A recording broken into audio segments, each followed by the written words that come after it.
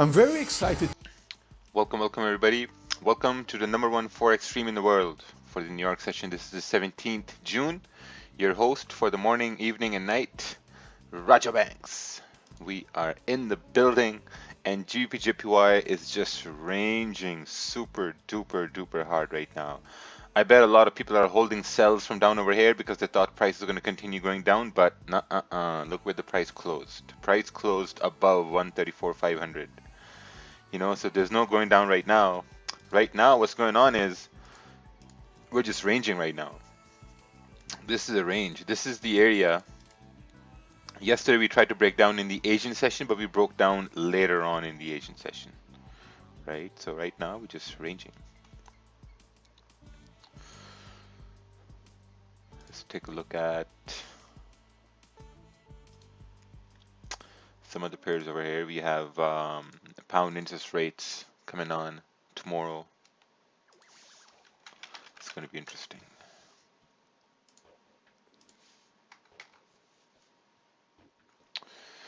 All right, so we got clear skies and sunny days. We got CPI coming on and building permits later on at 8:30, and I think that's about it. We had CPI later on, and I mean that's it. Let's check out the news over here. Uh, yeah, nothing really happened. I was really wondering why this happened. I think it was this thing which made pound move. Let's take a look at pre-markets.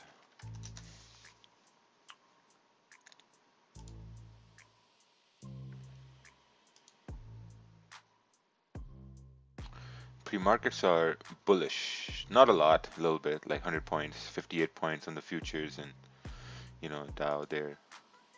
So yeah, I think US 30 based on that and based on price action right now, it should continue moving bullish up to 26,600. GBGPY daily came down. It rejected an area down here and then it retraced up. Let's take a look on the 4 hour. 4 hour, it kind of rejected in the same area where the 4 hour rejected yesterday in the Asian session. So the 4 hour is in the range right now. 1 hour is also ranging. Man, this is a range.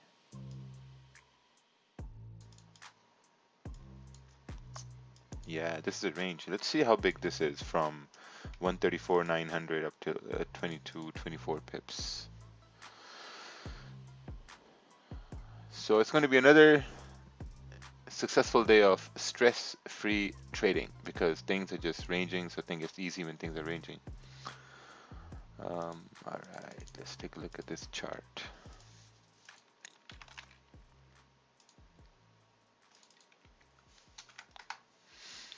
This is, ooh, news pushed us back. Price broke, closeout consolidation, entry. But because I've made some mistakes today, I entered with a 0.8% risk. Okay, secure 10 pips, let 10 run. Nice. Second trade today. Messed up this because morning testing. Oh, nice. Beautiful. Gonna have to look at it in more detail later on. What do you look for information-wise before getting into the charts? What I look for is I go to forexfactory.com. I'm going to go to forexfactory.com and then I'm going to go to news and I'm going to see if there were any news overnight that maybe did something.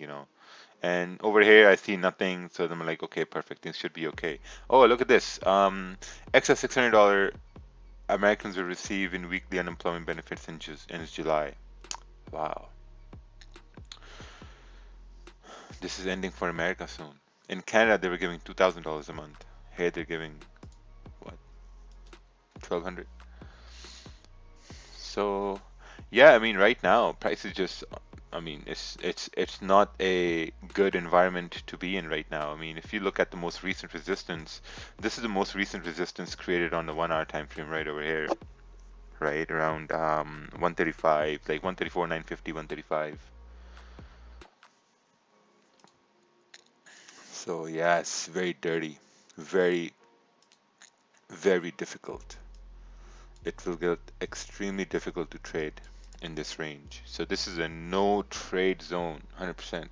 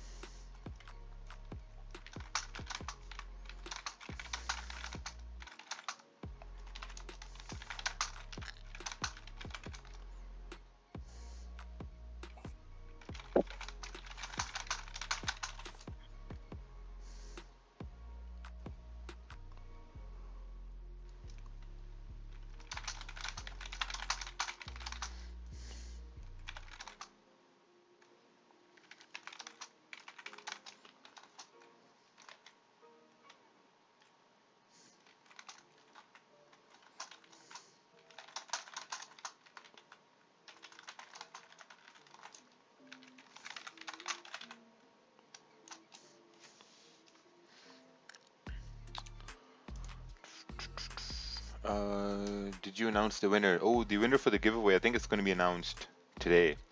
I'm just getting too lazy because there are so many entries, and I have to go through all those entries, and I kind of don't want to do that because that's a lot of work going through all those entries over there. Let's take a look at this chart.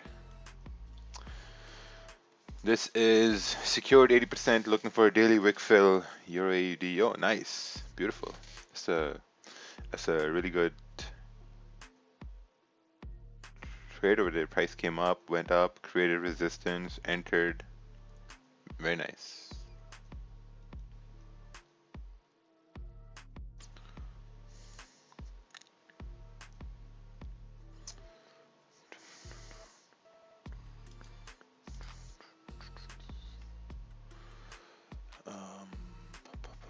Just got to the TP last candle.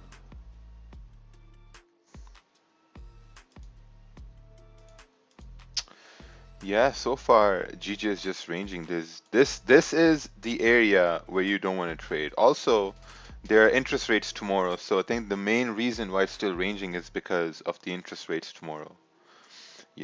Because I think it's going to be there's a lot of things happening tomorrow, so it's going to change a lot of stuff. Tomorrow is going to be a wild, wild, wild, wild day for GBP. Comment picker. Oh, actually, you know what? Yeah, I'm going to use it today. Random winner generator. Yeah, I'm going to use it today. Comment picker. It's pretty smart.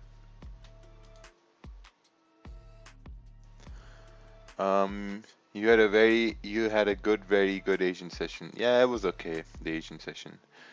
GJ will push up today. GJ is retesting trend line, retesting support, and the fib level. GJ will fly this week. All right. I think for GJ to fly, I mean, let's just do this analysis here all over again, right?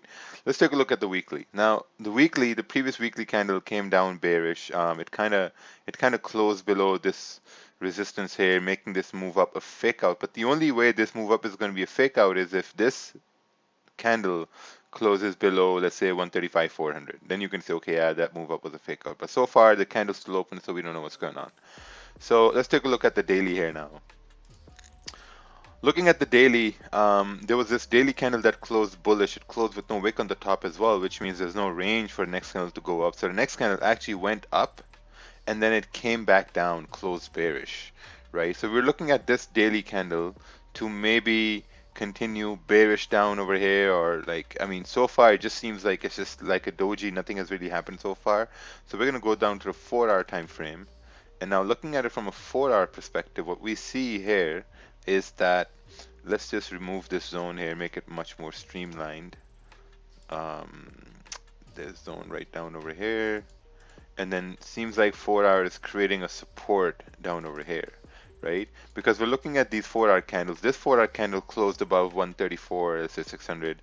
This one closed above 134, 600. This one is rejecting that area and trying to go up, right? So now we got to look at the 1-hour time frame. So if I go to the 1-hour time frame, and now if I readjust the zone, bring it a little bit down to make it much more neater, what I see is the support is being held at pre-New York, and there's this resistance as well, which is being held over here. Now this resistance at 134, 950, price tried breaking it in pre-London, it couldn't break it. Tried breaking it London Open, couldn't break it again, and then price rejected it, right? So now I think that if we get a break and close above 134, 950, 940, I think there's going to be a higher chance for price to continue up towards, let's say, 135, 700. But at the same time, we'll have to keep in mind this minor resistance here as well.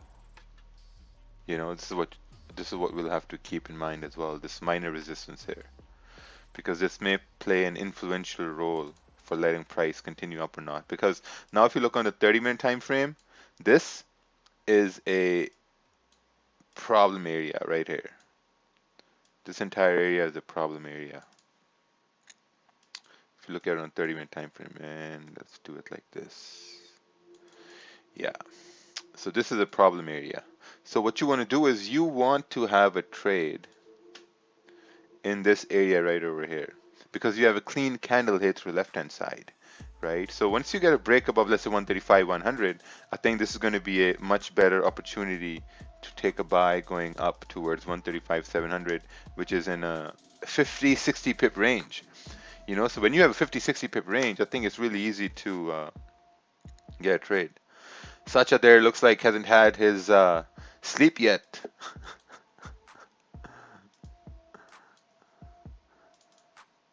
All right, let's take a look at this chart here. Here, JPY consolidation, strong bearish move down, but did not enter as candle too large. Yeah, yeah. If you can get a confirmation here for sales on your JPY, I think it's going to be a pretty good move coming down. But if it closes back up, then this becomes like a fake out.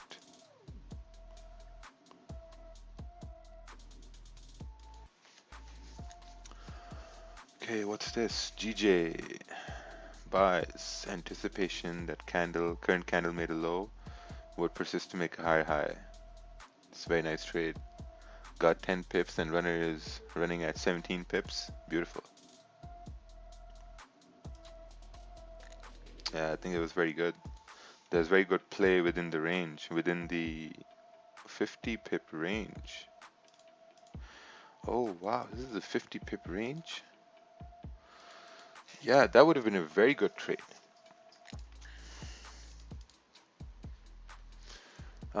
We had range and clean move down. So this move up should be nice and clean till we reach resistance, right? Yeah, yeah. I'm looking for buys above 135, 100 into this bigger range here. That's what I'm going to look for. And if price starts breaking down, what I'm going to do is I'm going to look for sells down till this area here, 134, 134, 200.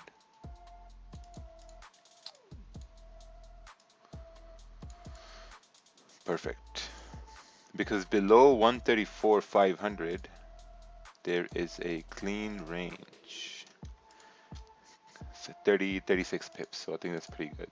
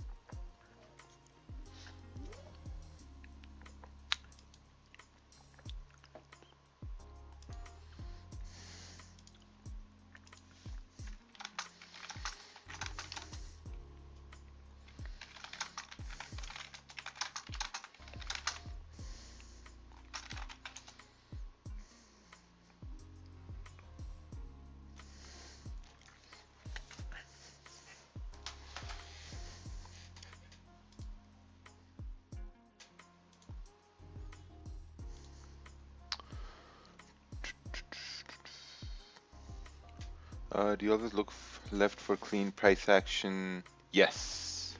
Yes. Because I know if there's going to be a clean move, then there's going to be a cleaner move going up too. So right now, this is like in the range, so I'm staying away from this range.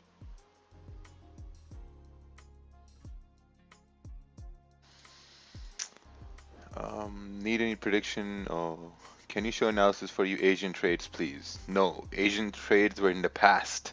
We're in the future. We are in the future now. So is this live stream beginner friendly? Depends on how you want to look at it as, and depends on how do you define a beginner. Like if you're brand new, like completely brand new, you're gonna get really confused at times over here. Don't you think it might drop down like that big candle? Well, yeah, it could drop down. Like currently we're in this range, and I don't want to touch price within this range, right? I want to touch price below 134,500, or I want to touch price above 135,100. That's what I want to do. Let's take a look at this chart here. Um, if there is a resistance formed on the 30-minute time frame with confirmations of sells at the zone, would you risk it since it's a 50 pip range? Yes. Yeah, I'll see how that resistance forms. That's what I'm gonna do. But it has to form at, like, 135, 100, just like it formed down over here on the 15-minute time frame. So might want resistance to be formed up over here. We'll see. Do you ever over leverage when you see a big opportunity for big profit? No, not anymore. I stopped doing that. Because when you over leverage for that perfect opportunity, there's a slight chance that price may go against you, a slight chance. And that act of over leveraging and you hitting stop loss will put you back 10 steps. So you have to be really careful with that. So I don't over leverage anymore. Is it me or is the screen blurred? I think you need to readjust the YouTube settings. The screen is just fine.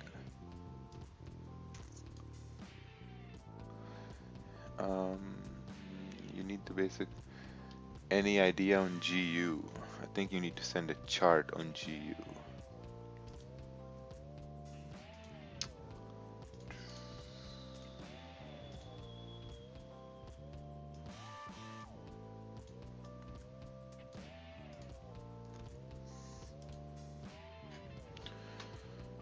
Alright, let's take a look at this chart. This is.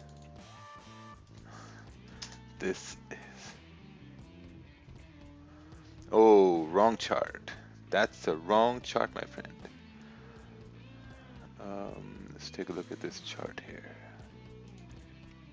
Man, people spend so much time sending good charts and then they end up sending a wrong chart. Ooh, again, wrong chart. Could you hook us up with the Gulag music? Yeah, but it's going to be too loud. Let's see here. Let me see.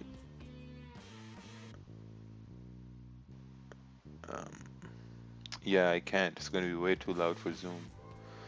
Difference between USD CAD and USD CAD C. That's something you have to ask your broker. Like normally when you have different letters written in front of the pairs, they basically means it's an ECN account or like something along those lines.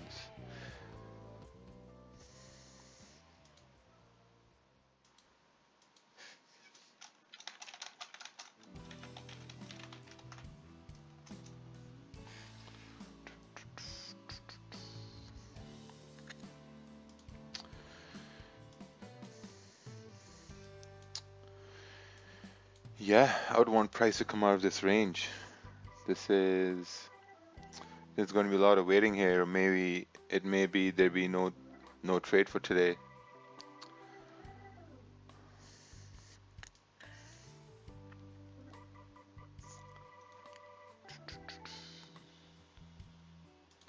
Let's take a look at this EA. Price made a low. Oh, I think you had the same trade as I think that was what? Mark? No. Yeah, you had the same trade as Glenn. Yeah, Glenn had the same trade on your AUD coming down. Beautiful. Price always consolidate when there's big news incoming for the next day. Yes, I've seen that too. Normally it consolidates like in a big range because this is a really big range here. This is a 50 pip range, pretty big.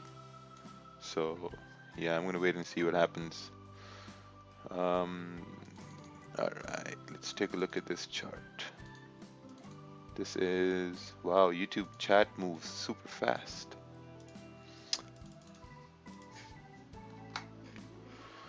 This is gold, 30-minute, coming down. You have stop loss here, TP down over here. All right, let's take a look at gold here. Let's take a look.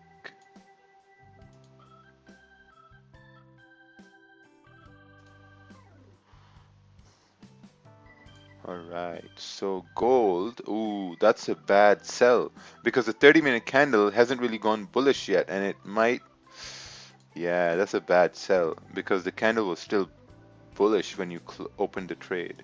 So you opened the trade right here. Oh, it's gone. Yeah, but like you need a candle closing bearish on gold to take a sell. Look at the 1 hour. Look how much it has fallen. So if it has fallen this much, there's going to be some sort of a retracement. So a better idea would be to wait for the retracement, wait for like some sort of a minor resistance to be formed, and then take a trade down, because this is 60 pip range. Yeah, you need to wait for some sort of you need to wait for some stronger confirmations here.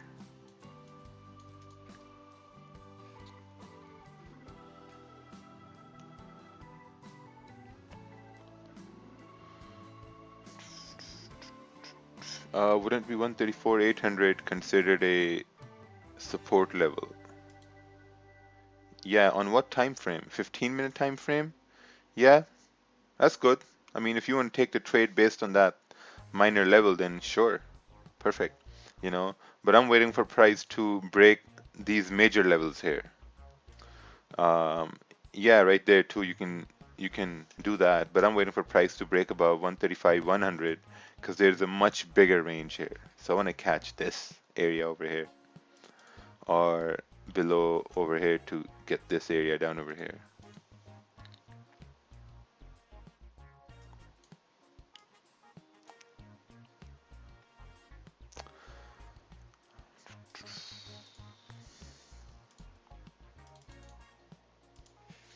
Because we get paid to wait. GU. I make a wrong sell stop from breakout here. Any advice? No, no advice. I mean, you had a sell stop and you expected price to continue down. If you had a stop loss, that's perfectly fine. And then just look left and just ask why it went up. Why it went up. If you can answer why it went up, you're already way ahead of the curve. Because normally when people take a loss, they just take a loss. They're like, "Oh, hey man, I took a loss. Okay, now what? You took a loss, then what? What are you gonna do after that? Are you just gonna say, "Oh, I took a loss," or are you gonna take a loss and then say, "Okay, now let me figure out how could this been a winning trade? What did I miss?" People don't do that. You have to take a loss, and after you take a loss, you have to look at it and say that, okay, how could I have taken the winning trade? If you don't if you don't look at trades like that, man, it's gonna get really, really hard because that means you're not willing to look at your mistakes. So it's very important. Would you use buy stops or sell stops above the wicks of the range? You know what, Neil? I'm not sure right now because like I want price to come up over here, 135, 100, and then have to see what kind of candles are printing here. So just gotta wait. So far, it's very hard to say right now. So I think there's going to be a lot of waiting here.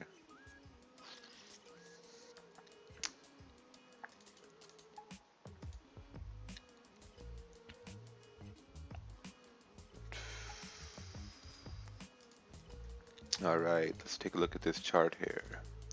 We got a new chart coming in. This is gold. Ooh, daily bearish, 4-hour bearish. If price goes below the zone, possible short position.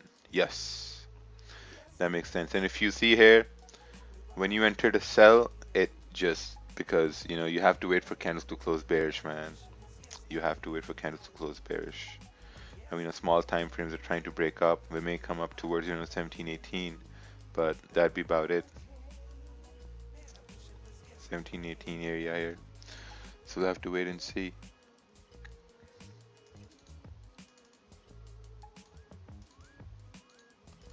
Alright, Mr. Easy Life sent a chart. GJ, minor resistance break, okay. Oh, same level, 134,800. Buy stop activated. Nice. Took that trade.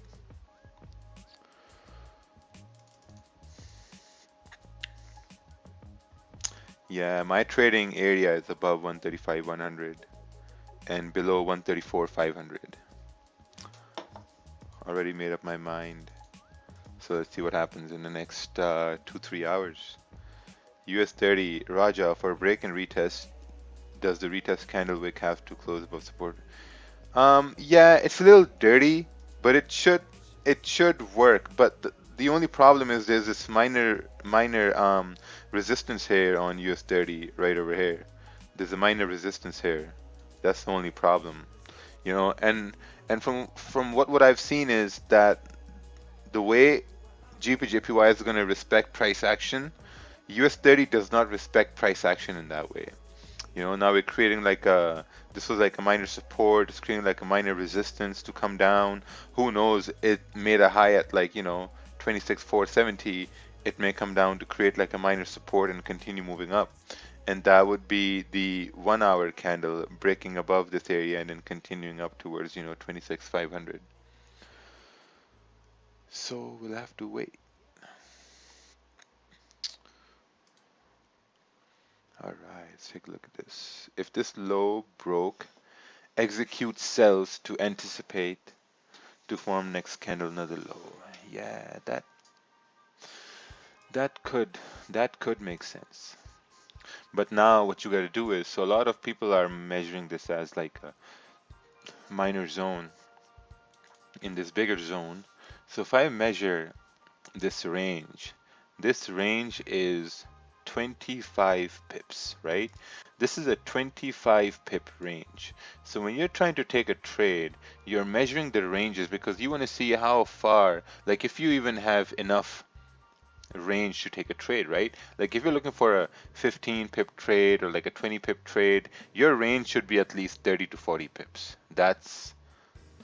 That's what it should be, right? So I mean, if someone's looking for a buys with this 30-minute candle close, your stop is going to be around 12 pips. Your TP could be around like 20, 23 pips, right? But there's some sort of consolidation here, so it may go up. It may go up, but I'm not confident in this trade. So I'm going to wait for price to come up above 135, 100. That's what I'm going to wait on.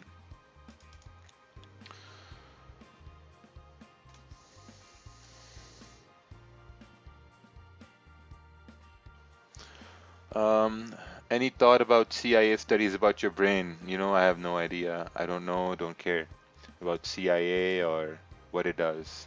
Because, at the end of the day, we can't control them. Whatever is going to happen, it's going to happen. Whatever it is. Like, if you want to get a vaccine for COVID-19, you can go get it. If you don't want to get vaccine, they will implement vaccines via travel. I mean, it is what it is. You want to travel, you get the vaccine. You don't want to travel, well, you can walk.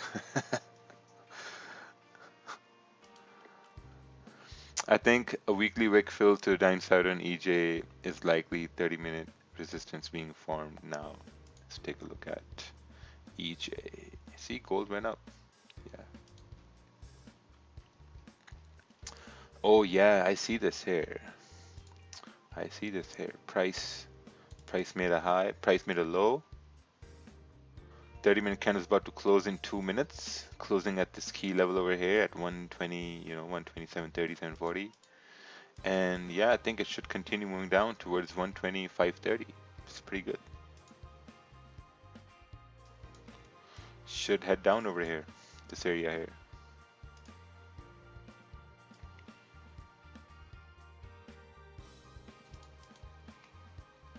Let's take a look at the 1 hour. 1 hour is closing like this. So yeah, I guess if someone's looking for sells here, I guess your stops is going to be up over here. And that would be anticipating that the 4 hour went bearish, retraced, and then next hour it should like continue, like pushing down. So that could be something to look out for.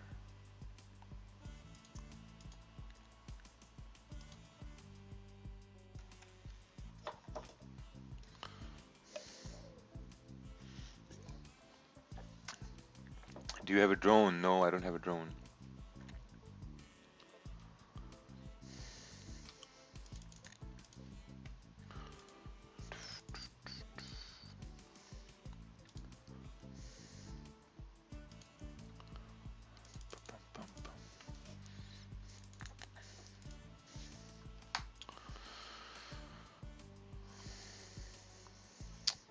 Oh man, wrong chart. Come on, guys.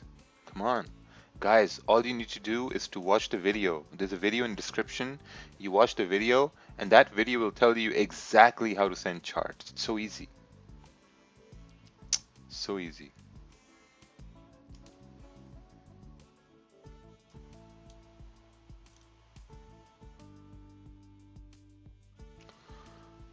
Looks like GJ is coming up over here. It's coming up towards 135, 100.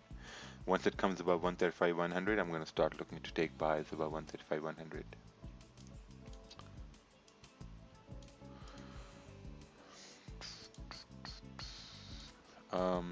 You said you've tried most every trading style. Does that include Wyckoff? No, Wyckoff was too complicated. Ooh, US 30 broke above and closed above. I think there's a very good opportunity for US 30 to maybe continue moving up like 100 points. It could move up 100 points here, US 30.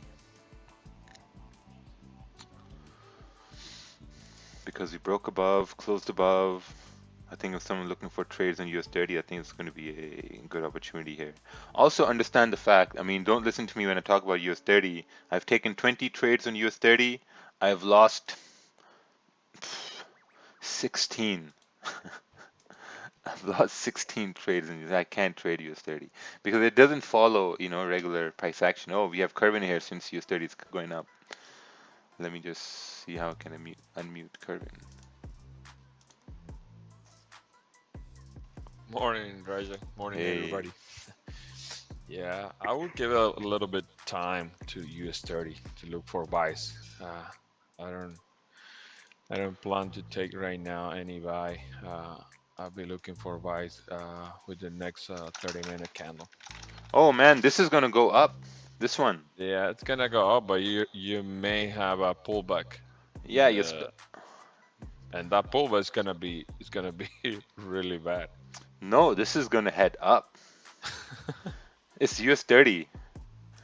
And you guys have told me US 30 when it moves, it just keeps on moving. Mm-hmm. So waiting for the next candle might be like the next NY open might be a pullback. Mm-hmm. Yeah, so this means, well, we'll wait and see what happens. Yeah. To enter now is gonna be like 60, 69, 70 pips because your stop loss is gonna be below this previous 15-minute candle.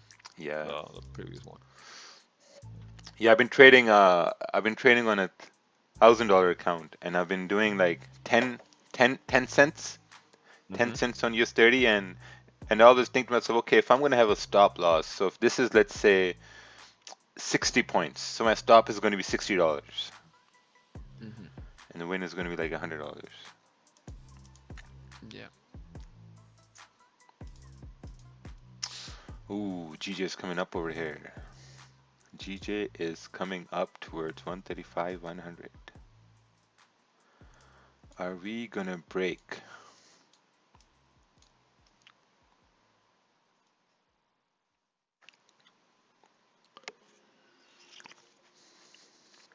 Yeah, I'm gonna wait for a break.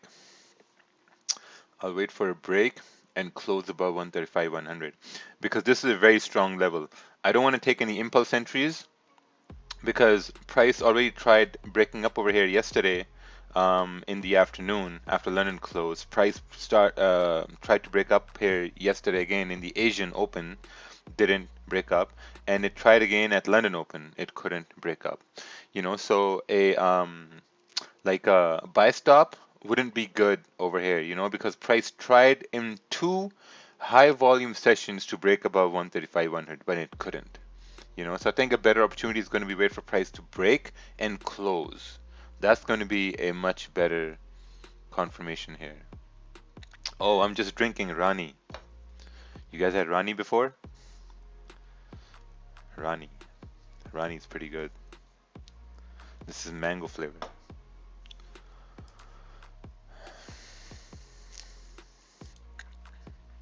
Yeah, the mango flavor with the pieces inside.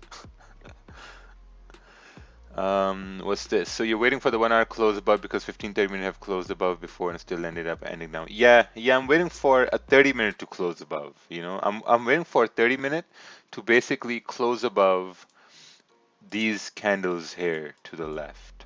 If I can get 30-minute candle closing above, then I think it's going to be a really good trade. I mean, if I can get a candle closing, like this, and then the next candle kind of like retraces, and then we get a close over here again, I think that's going to be a much better opportunity for to look buys for price to continue going up. So as much as I can draw candles or anticipate right over here, it doesn't really matter because still kind of like waiting, still waiting here. Most of the losses you're going to get as a new trader is going to be when you are trying to enter positions without waiting, where you think that price is going to go up. Like if you took a buy here, you were thinking, oh, it's moving up, so it's going to break above, but it didn't. What you see is that it's at resistance, but what you think is going to break resistance. So it's a big difference between trading what you see and think. So I have to wait. What's this chart? Let's take a look at this chart. This is, oh, nice buys. Nice. I think your stop was too big. I think you can probably manage your stop based on a 15-minute time frame too. I mean, if you look at this chart, if you go to the 15-minute, you could probably have it a better one. But this was 1-to-1, pretty good still. My first chart here, still learning how to draw on chart. All right, let's take a look here.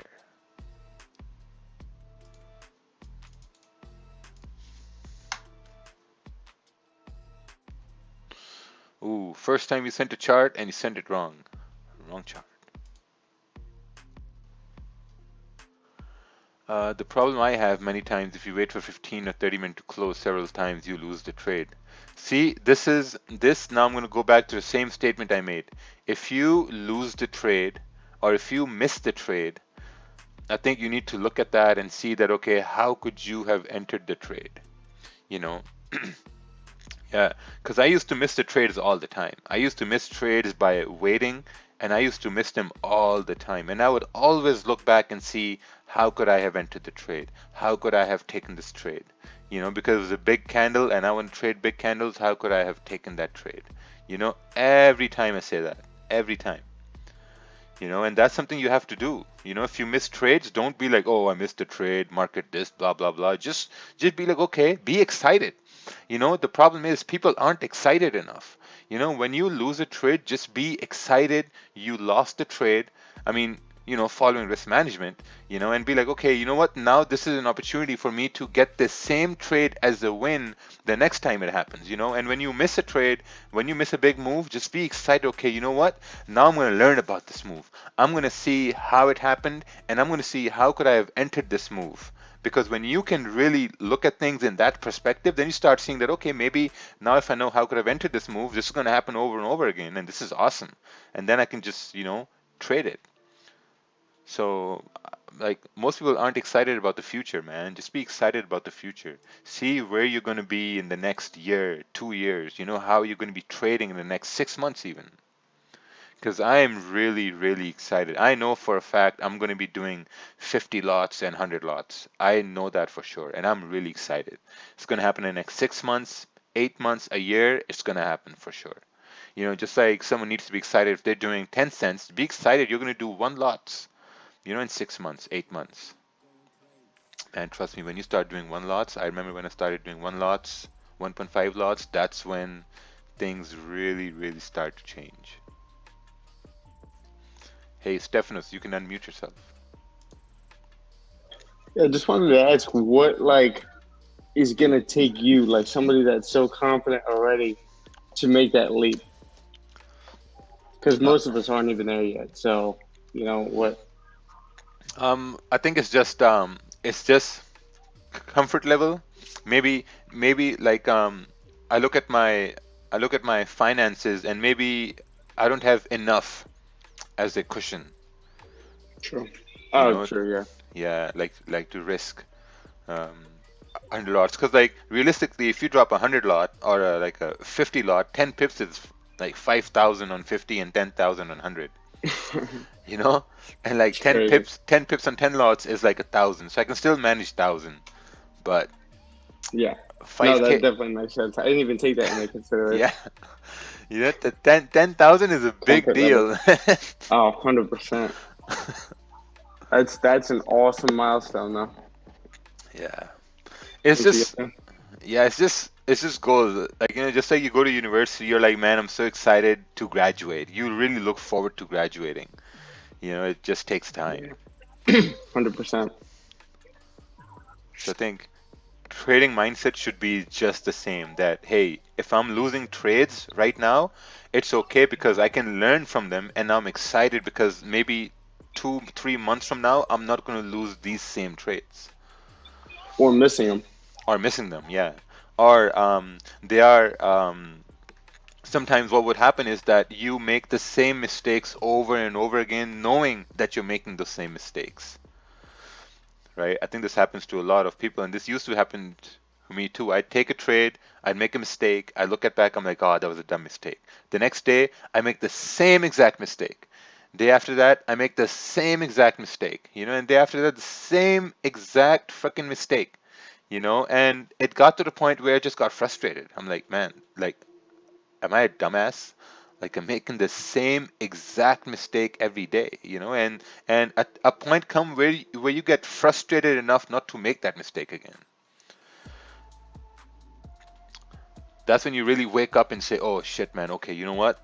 Now I'm not going to use a sell stop or a buy stop, or I'm not going to trade the news, or I'm not going to get sucked in a candle before it closed, or I'm not going to move my stop loss, or I'm not going to increase my stop loss." Those are the same dumb mistakes people make all the time. And those are the things you can't really read about. You have to actually go through it and experience it. Yeah, As much exactly. as much as you say it or anybody says it, you still really have to go through it. Yeah. It's just about shortening that time of going through it. Yeah, that's true. I mean, you you read about it, you hear about it, you tell people about it, don't overtrade, don't do this, don't do that, and you do the same things every day. It's hilarious. It's like why? It's like you're a smoker and then you tell your kids not to smoke, hmm right?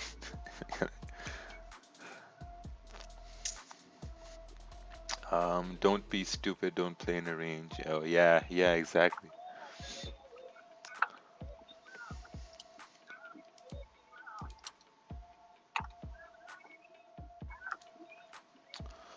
Range, range, go away, come another day. How to add photo to the background chart? You can't. You can't. This is a premium version of TradingView. Ooh, looks like your JPY, the 15-minute candle, they're closed bullish. So less confirmations to go down. Damn. Coming back up. Would you consider the wick on the Asian as target, or would you believe the volume NY would push it? This wick over here, yeah. See, this is the gray area over here. This is a gray area. This is actually a gray zone, but it's actually a gray area over here because I mean, I would want volume to push price through 135, 100 and make a high.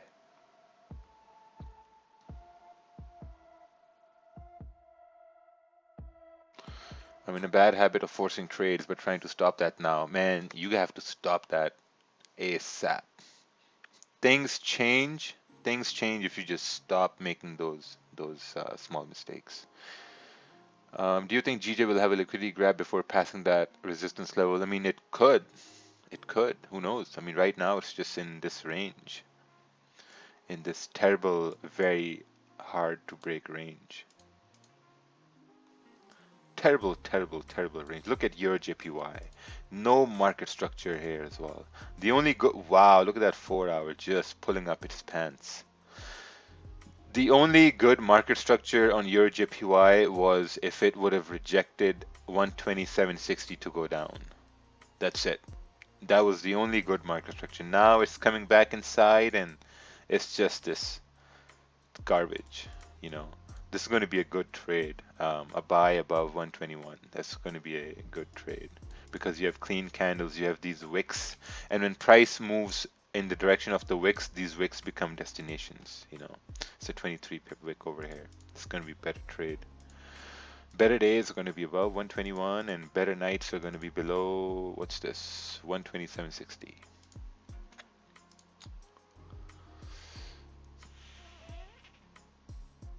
I force trades because I lack confidence and don't know how to get more confidence. To get more confident in trading, you need to stop overtrading.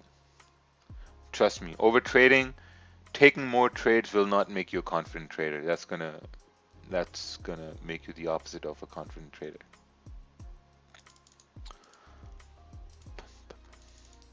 So, you know, in the morning, have some water and drink some Rani and have a good day. Hope Rani can sponsor me for showing Rani on YouTube.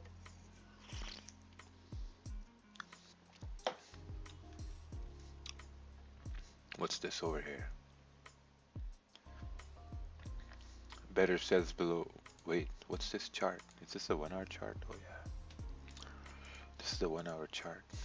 This candle tried to close above, but they came into 134.92 level, rejected it. Candle able to close above, going up. Yeah, that looks good. You're looking for sells below here. I'm looking for sells below 134.500. 134.500. Yeah. Hi, Raja. Hey. Yeah, when you were drinking the running juice, so I just recalled an Indian song, Raja ko Rani se pyar ho gaya. Yes. Yeah, I know that song.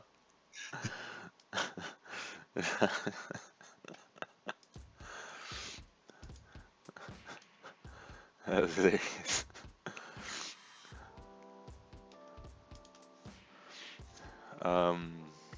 What's this? What would your best tips on how to improve entries? My best tips on how to improve entries is to go back, look at your look at your look at your entries, look at the trades you've taken, and then try to see how could you have taken the correct trade. That's what you need to do. I say this every day. Every day I tell this to guys. Oh wow, look at this EuroJPY rejecting that area. I'm not trading EuroJPY, I'm just doing commentary on EuroJPY. Look at that rejection. Look at that 30-minute. Wow. Look at that 15-minute. Man, once this 15-minute starts breaking the low over here, I think it's going to be a good opportunity for EuroJPY to continue down to 125.40.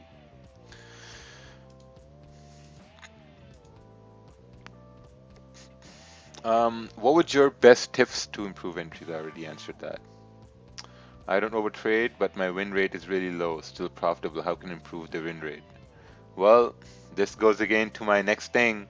If your win rate is low, this means your losing rate is high.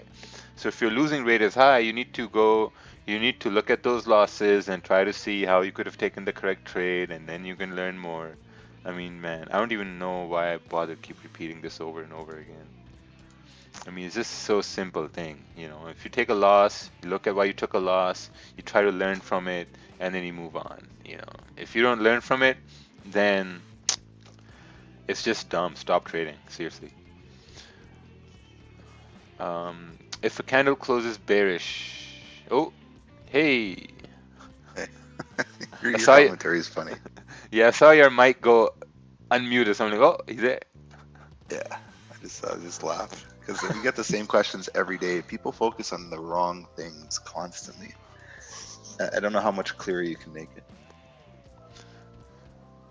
Yeah, I just say the same thing every day. Just look at the losses, how you could have gotten the winning trade. That's it. If a candle closed bearish but made a higher high and higher low, would you consider it in an uptrend? You know what I'd be looking for right now? Like this area, 134.800. It was like a minor support here, right? It was a minor support. If now this is an idea running through my head, you know, so I'm just like thinking out loud right now. This candle is rejecting 135.100. If it comes down And if it forms support in this area here, 135, let me just zoom in for people who don't have high resolution monitors. So if it forms a support down over here, I think it's going to be a good opportunity to take a buy and then anticipate New York Open to push through. That's what I'm going to look for. So still waiting now. Yeah, I got the same idea. Good morning, by the way. Oh, hi. How's the mic quality? Pretty good. Awesome.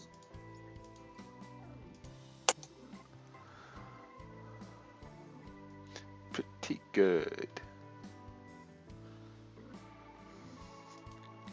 If we do a frequently asked questions on YouTube, the answer is going to be the same for almost all the questions.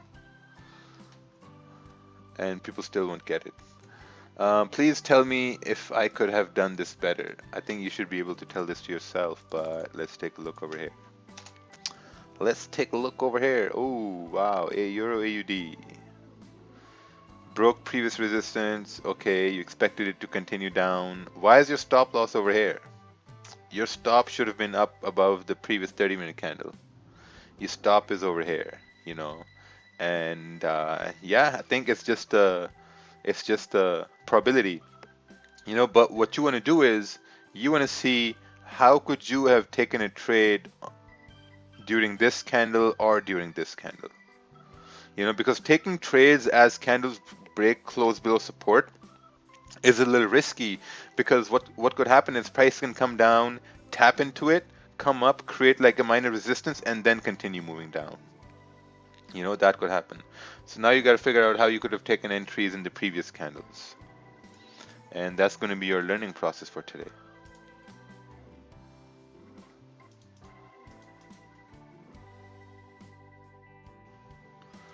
Would that 134, 760 level be a clean zone? 760 broke over twice. Yeah, I'd say so. I'd say so. I mean, if it forms support, I think it's going to be a pretty good opportunity to continue up. So we'll have to wait and see. New guys' advice: move your stop loss, break even. We trade momentum. We do not run a lottery. That is true.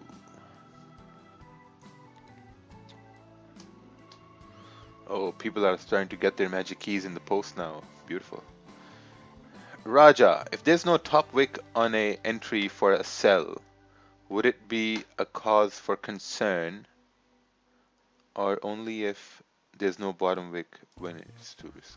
Yeah, I think if there's no, if there's no wick on the top of a bearish candle for a sell, this means there was no bullish momentum, right? So then price should continue moving down. Would you look for support on 15-minute, 30-minute? Yeah, it depends. It depends. I mean, it depends what happens at 134. I mean, if a 30-minute forms, you know, 30-minute means you have to wait longer. 15-minute means you don't have to wait longer. So we'll have to wait and see what happens in this area. Still got 7 minutes left for this candle to close. So just gotta wait 7 minutes.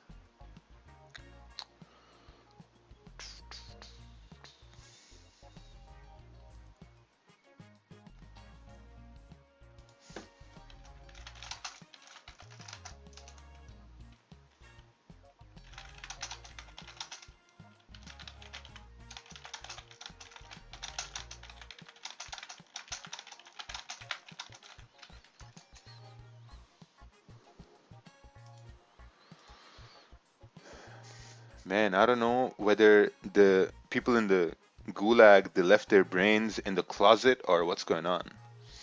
Someone asked, have you ever thought about the hardware version of Magic Keys? I mean, is this a software? This is the hardware, man.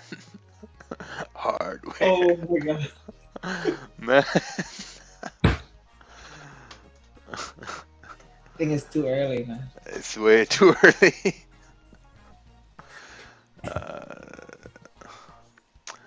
Yeah, I don't know.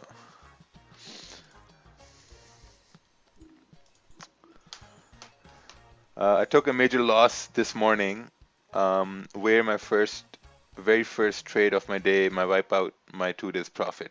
Yeah, see, so when a trade is wiping out your profits, You need to really look to see what did you do.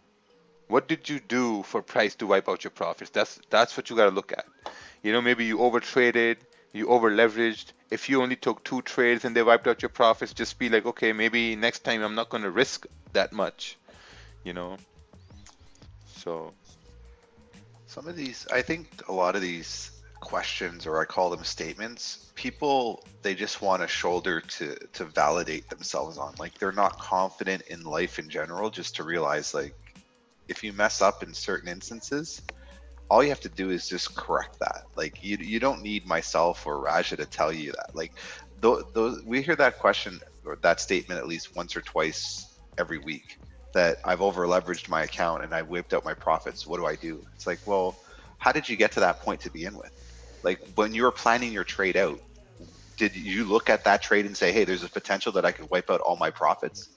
So there's obviously an error with your planning. Like that's the simplest conclusion. You drive your car and it runs out of gas. It's not, well, what should I have done better? It's like, well, why did you drive your car with no gas in it? Like, shouldn't you have gone to get gas first? Like that, it's planning. If you look at most of the errors you make in trading, it's your failure to plan. That's it in general. It's failure to plan. It's rushing into things. It's fearing that you're never going to get another trade and that it's Wednesday, June 17th and Forex is closed as of tomorrow. So if you haven't made $1,000,000 today, you're out of luck and Forex is gone for the rest of your life. And now you're going to be stuck. That's, I think, how people trade. And it's the wrong way to trade. Plan out everything. Even if you're looking at the charts right now and you say to yourself, hey, look, I see that there's rejection happening here or there's rejection over here. You don't plan to take entries here if you're brand new. Look to take stuff over here and say, okay, what am I going to do up if price comes over here? How am I going to react over here? Or how am I going to react over here? Give yourself all this space over here, this space to think, to go through all the scenarios. Don't try and trade within this area if you're brand new. Why? Give yourself room to think. Let the market come to you, and then you'll see how the market moves and how it actually got to that price level, and you'll be so much more confident because A, you will have anticipated that happening, or B, if you didn't anticipate that happening, you will see where the error in your planning was before it actually got there. The reason why Raj is good at what he does is because he's already done this over and over thousands of times, so he can plan to see what's going to happen next. You as a trader, if you're brand new or you're struggling, plan for further out in the future. Give yourself a 4 or 5 hour window and say, hey, this is what I think is going to happen in the next 4 hours or the next 5 hours, so that you're comfortable. So you're sitting there just waiting for something to happen and you're watching it take place. And the better that you get at planning, the better your execution will be, and the higher your win rate will be, and the higher your profitability will be. Because what you'll have done is you have eased your mind because you've gone through all your variables. Trying to think on the fly as a brand new trader is very tough because you're going to miss small things in the heat of the moment. As you get better, you see all those things.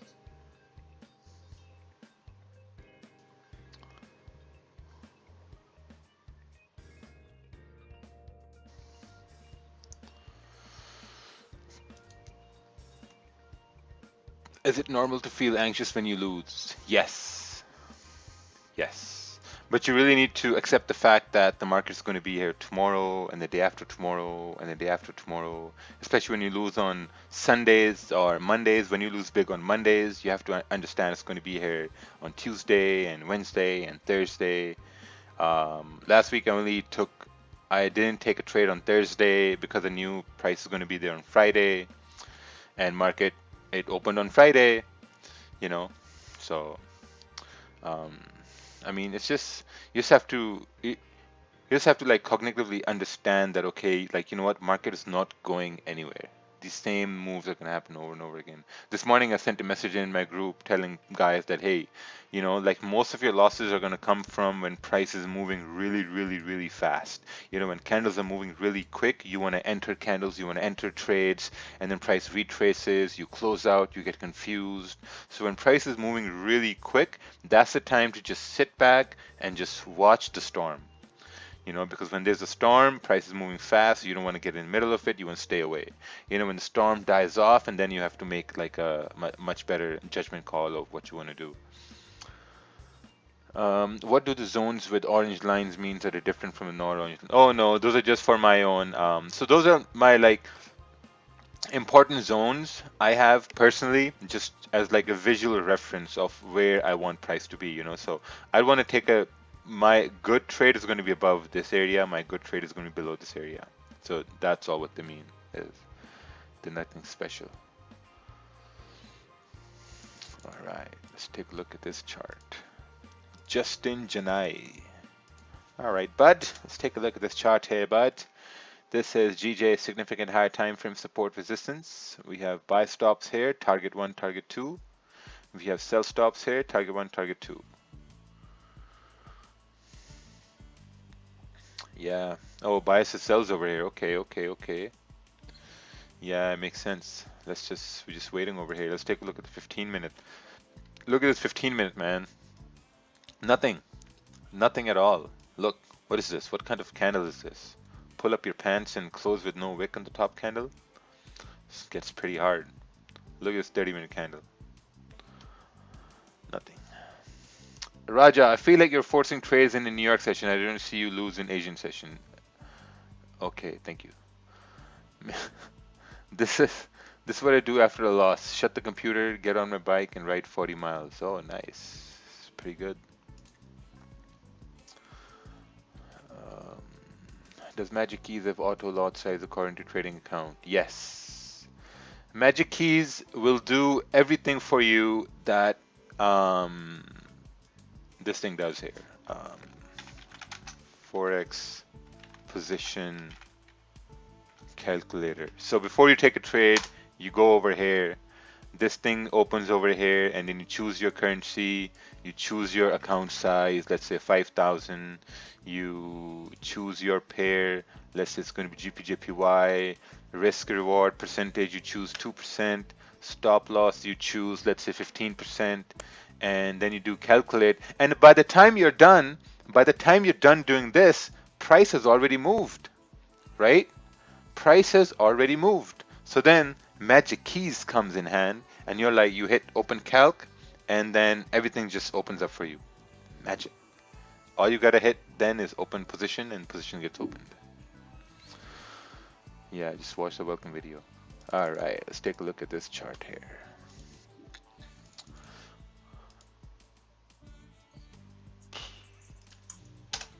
This chart is, ooh, what's this? Previous daily low, previous weekly low, rejection from structure, shift in structure, break of trend line. After break, we need to see higher high, higher low. Support resistance, look and see. Okay, so you're basically looking for price to break up, I guess. All right. So if it breaks resistance, then wait till it forms support, it's a buy. Yeah, basically I'm just looking for some sort of a sign, If I get this 30-minute candle closing bullish, I'm anticipating the New York Open to continue pushing it beyond 135-100. So if I'm going to look for buys, I have to see where my stops are going to be. Because if my stop is going to be below the previous 15-minute candle around 134, 820, 810, I think it's going to be a pretty big stop. So I might want to see how this 30-minute candle is going to close first. Yeah, because I think if it closes, if this 30-minute candle closes bullish, then I think the volume for New York Open should move us beyond 135, 100. Yeah, that's something I'm going to wait for. This stream has taught me that patience and waiting is the best thing to do. Man, this stream should also teach you that that trading is fun. It's actually fun because you're not trading all the time. You're just waiting. You're waiting for candles to print in a way which you recognize, and then you take a trade on it. That's what you do. You wait, and then you recognize the pattern, you recognize the movement, and then you take a trade. A biggest example I can give you is for kids. Kids when they're like 2 years old, 3 years old, they recognize certain places. You must have noticed it. When you go somewhere, they recognize certain places, and then they get excited. They're like, oh, we're here, we're here, we're here, we're here. But when you take them to a place they don't recognize, they're not as excited. They're like, yeah, I'm not sure about this. Like, it's pretty new. I'm not sure. I don't know what to do. So trading, candles, same thing.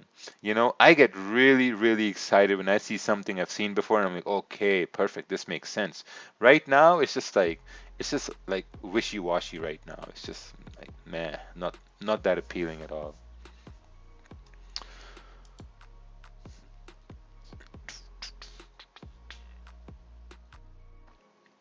Oh, Stefanos is getting love in the YouTube. Hey, I need help on this. Can you? Thanks. Oh, okay. Let's help you with this. Let's take a look.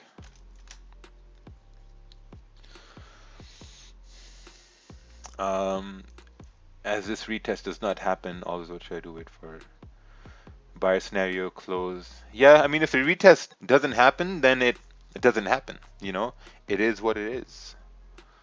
But if it happens, I think that's going to be perfect. Do you have any buy stops? No, no buy stops. Yeah, it's a very deadly range. I think you have learned the ability to poker face when you open a position in silence. Yeah. Do you trade on this channel? What?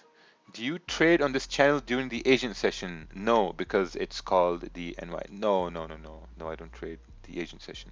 I think Paul, yeah, Paul hosts the Asian session. So if you think Asian session is for you, you can go and YouTube search trading with Paul, and there we go.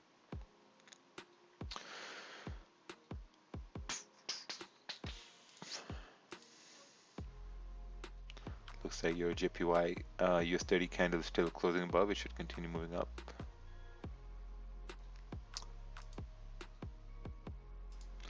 Yeah, man. I used to do New York session webinars, and then I used to do Asian session webinars.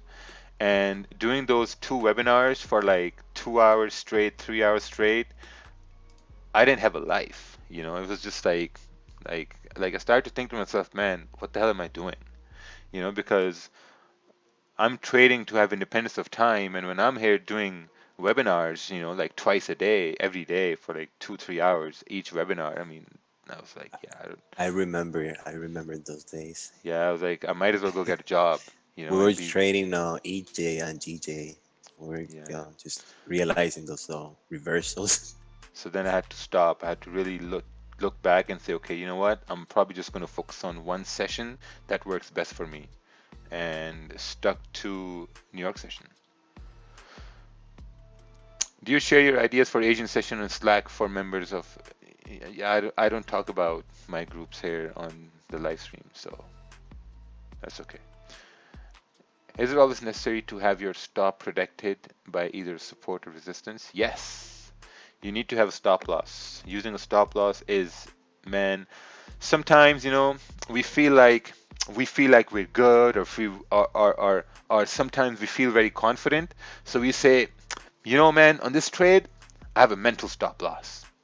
I have a mentally, I'm so strong, I have a mental stop loss. And that mental, being that strong mentally gets weak really quick.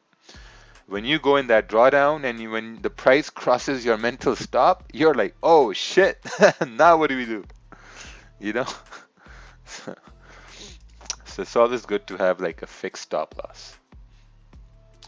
So it's been 1 hour now since been watching the charts, and GPJPY has done nothing, nothing at all that would get me excited to take a trade. Your JPY also, nothing much to get someone excited to take a trade. You have this candle closing on the 30-minute, but it's also closing at this area here. So let's see what happens. Do you use trend lines? Whatever you see on my chart is what I use. Um, yeah, that's it.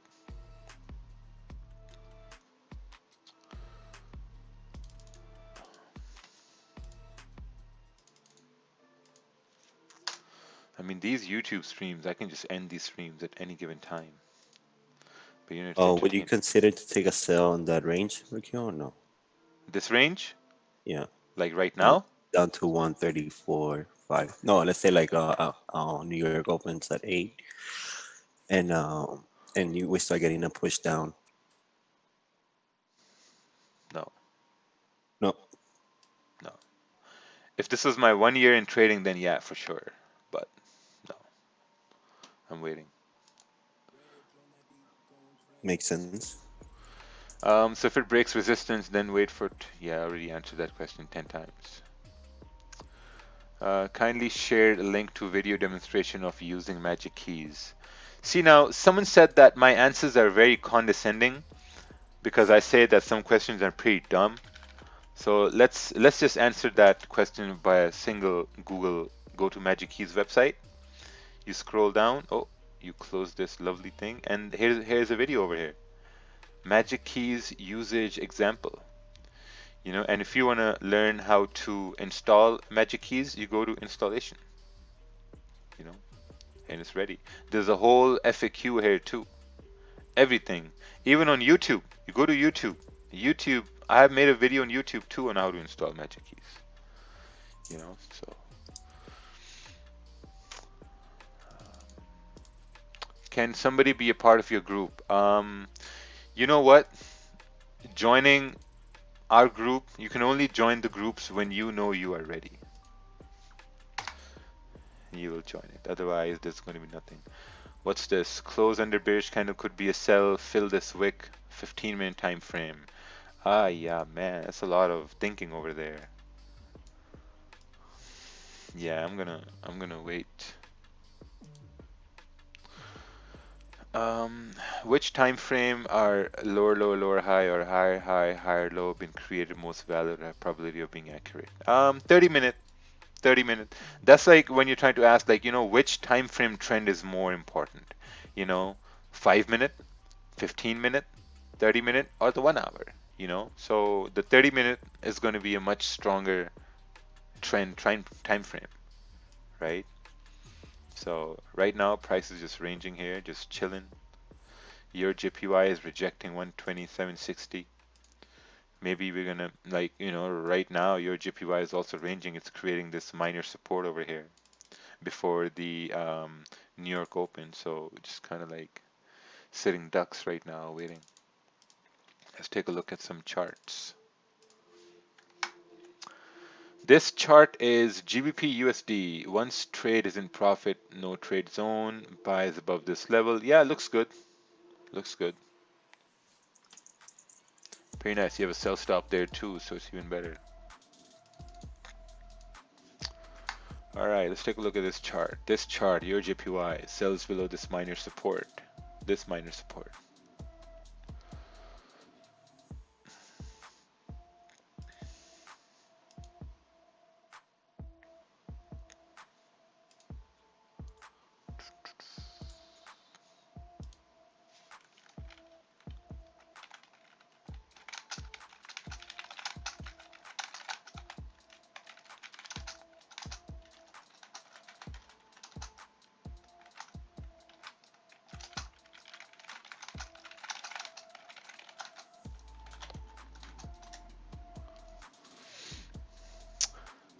GJ long trade London session. Okay, someone had to buy is in London session. If a candle has no wick to the top, would you say there's no range for a stop loss, or does it depend on the body of the candle also, or on a sell? Yeah, if a candle has no wick on the top on a sell, like let's say you had a candle like this, right? Then you can say, okay, this is the high of the candle, and the high of the candle is right here because it has no wick on the top. Like when you go to smaller time frames, like let's say on the 15-minute time frames, and you start to look for the same things on the 15-minute, then 15-minute is a weak confirmation time frame. So it's more likely for the next candle to break the highs and the lows of the 15-minute time frame. Here's the thing, when price is trending up or down, let's take a look at US 30 here for a little bit, right? When price is trending up, you have a candle closing bullish, you have the next candle making a higher low and a higher high. You have the next candle making a higher low and a higher high. But subsequently right now, we are closing above this area, 26,480, 470, whatever. This candle is kind of like creating like a bearish candle. And then for price to move up, you would want the next candle to close bullish. And then you'd want the next candle to make a higher low and a higher high to go up, right? That's how candles move up, to make higher highs and higher lows. Then you'd want the next candle to make another higher high and higher low and come up to profits. So this is most valid on the 30-minute time frame, 1-hour time frame. If you're looking at the smaller time frames, 15-minute, whatever, you'll see candles break the highs and the lows.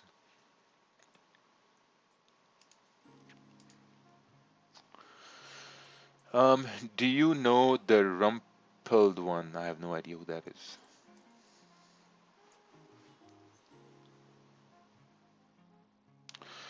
So this is the last 15 minutes of this 1-hour candle, and so far it's just nothing good to trade.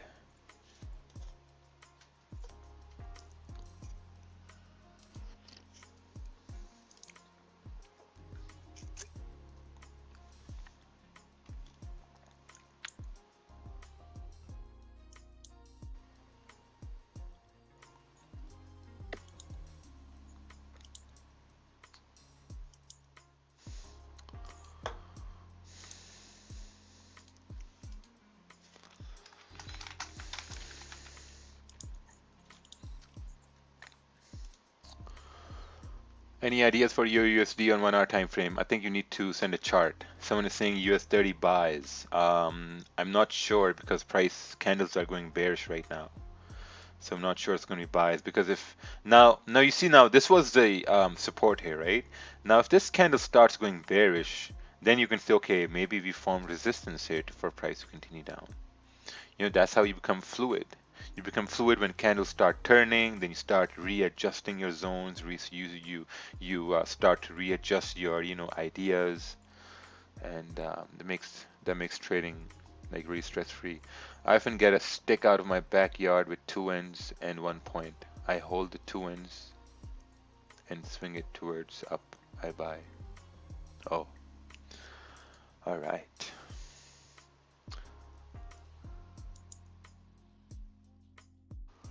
Alright, someone sent their first chart. Let's take a look at this.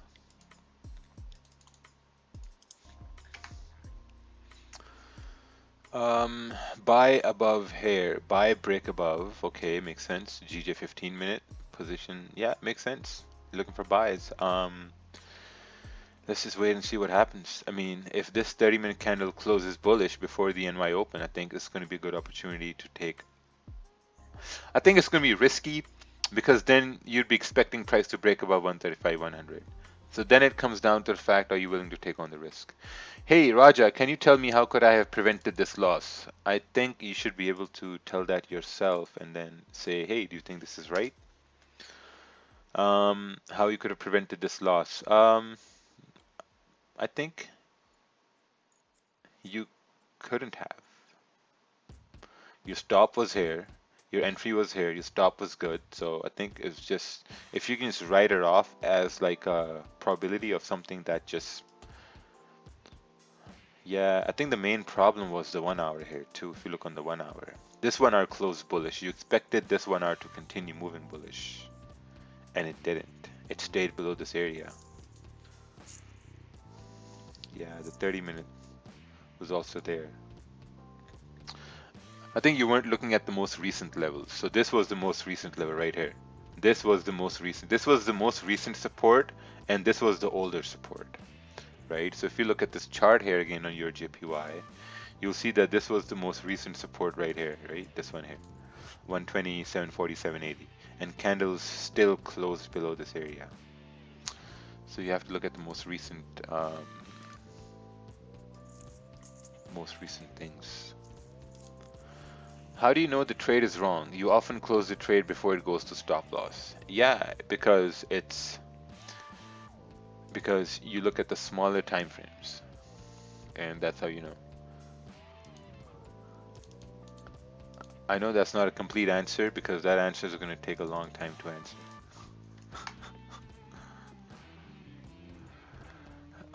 Euro AUD 30 minutes. Support broken, resistance formed, entry was in 15-minute time frame. Okay, you took this sell. You're anticipating price to continue moving bearish. Okay. Looks good. Let's take a look at gold here. Ooh. See now, gold is now trying to reverse over. It's creating like a resistance here. Amy Torrance, how do you find support resistance? I think the best thing to do is to send a chart with your analysis, and then we can take a look at that chart. But looking at the 30-minute candle right now, if you look at it, it's closing bullish before the New York Open. Right? If this candle closes bullish before the New York Open, I think it's going to be a very good opportunity for price to continue moving bullish. Yeah, I think that's going to be an extremely good opportunity for price to continue moving bullish. Yeah, that's what I was thinking. Unless we get a reversal again, once we hit again 135 even. But it's still, it's going to be a very tight stop loss. Yeah. I'm actually going to try it out. Try it out before the candle closes? No. I'm going to try it out as soon as the candle closes. Yo, to enter the YouTube chat, do you have to go through a machine that just zaps your brain? Like, I don't understand what. An electric chair. It just zaps you, and then you get in, and you have no idea what you're talking about. Right. The gulag. The gulag. Yesterday I went in the gulag and I won 4 times.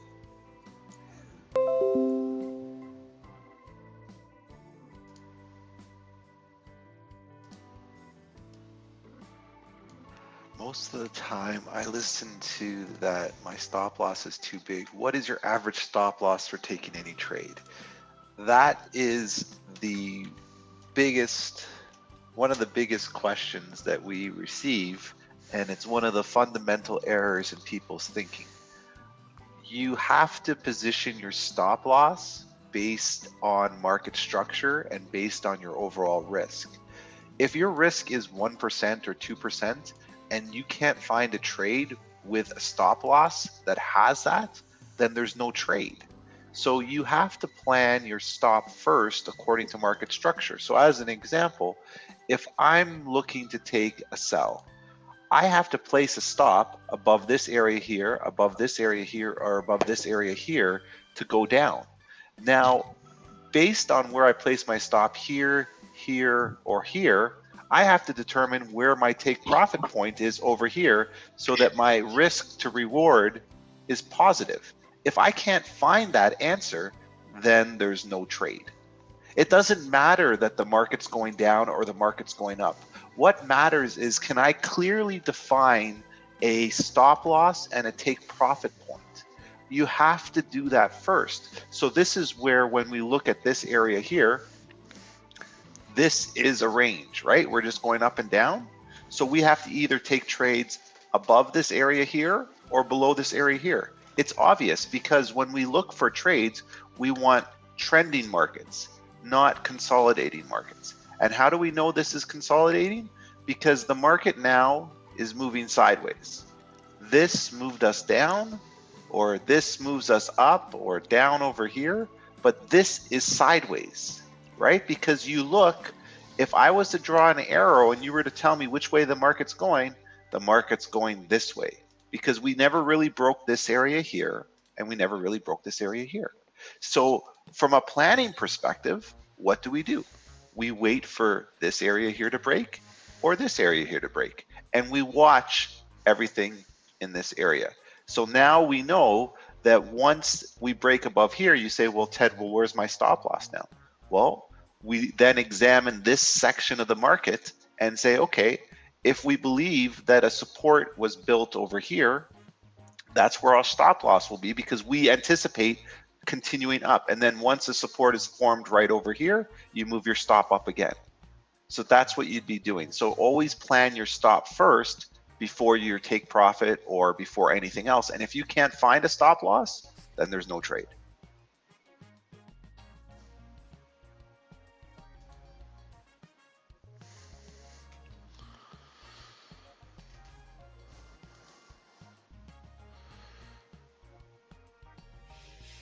Hey Ted, are you looking at US 30 today? Uh, you Yeah, I looking was at the sort of 30? looking at it. I mean, it did bounce up a bit. I did see sort of the bounce that it just did, but I mean, it's not. It doesn't look like it's gonna move as much as we see right now with the futures market. Like it seems like yesterday was the big move, Hmm. which you know you're able to catch. I That's think if you break above, I mean, I'd like to say above 26,540, we should be able to go up a little bit. But hmm. ultimately, I'd want to probably break above 26,600. Okay. Yeah. Yeah, because Raja told me earlier it was about to move, to retest Yeah. this area 26,600, and usually the first 30 minutes of the hourly candle, it's a fake up. So Hmm. most of the times, the US 30 come back, hit the stop losses, Yeah. and this 30-minute candle just did that. The way I see it right now is this liquidity grab on the 30-minute candle now. Should If give us this push. Yeah. Yes, if this 30-minute candle close bullish, just above the first the 26,500, let's say, Yeah. uh, then the next 30-minute candle should drive price to the 600 area. Yeah, right there. If Raja zooms out a little bit on this chart, I'll tell you the reason why we tapped that area. So this candle here, I was watching that too. This candle here just came to tap this area here because essentially, when we draw out our zone, this is our zone, right? So we're basically holding support at that zone, and then ultimately this will be, the upper portion of our zone. So what we'll look for is I want to see the next candle leave this zone completely and then start moving up. It might be the problem is it might be that like the next 30-minute candle just might rocket up, and then you'll have to look for entries on the 5-minute. But the idea is I want this zone cleared. It wasn't really cleared yet, and this candle still tapped into this. So there is an opportunity where the next candle could pull back down a bit and then tap into this zone again. So that's what I'm watching right now. If I want to take a trade with US 30, is I want to watch to make sure that these candles here are breaking out of this level here. And if they're not, then there's really no trade because we could technically dip deeper into that again. For the downside, I can't find a trade for the downside because I know the equity markets, the pre-market data is positive. If it does drop, it's just no trade for me at that point. Yeah, the same here. Or I have to wait to see how far the drop is, and if it does drop, say over here as an example, I could take trades. I see that there's a potential target over to here. I would look to take trades there, but it might be tough. I mean, I already did pretty good this week, so I'm not looking to try and capitalize on US 30. If I really wanted this trade, I would have probably have to have held from yesterday, to be honest, Hmm. or earlier on. I mean, we did dip pretty heavy on the daily, so it would just be more the fact that I would have probably had. It would have been very difficult to get a good trade with US 30 today. Yeah. Yeah, to me, the safe play should be if this 30-minute the current 30-minute candle close bullish, and then the next should drive the price up to the 600. But the way it's forming right now, it's not worth it. No trade. Thank you, man. Yeah, no problem. It's just yeah, there's just little things like that that I mean, I want to get I want to get a move, but yesterday we had we had such a big move yesterday. That's why like now today I think we're just gonna range a bit, just because of the fact that we don't have a lot of momentum in the market anymore. Like I mean, you figure the top part of the market. I mean, if we look at this from just a statistical standpoint, the top part right is like 27,000, right? Like just give or take, which is for argument's sake, and we're at 26,500.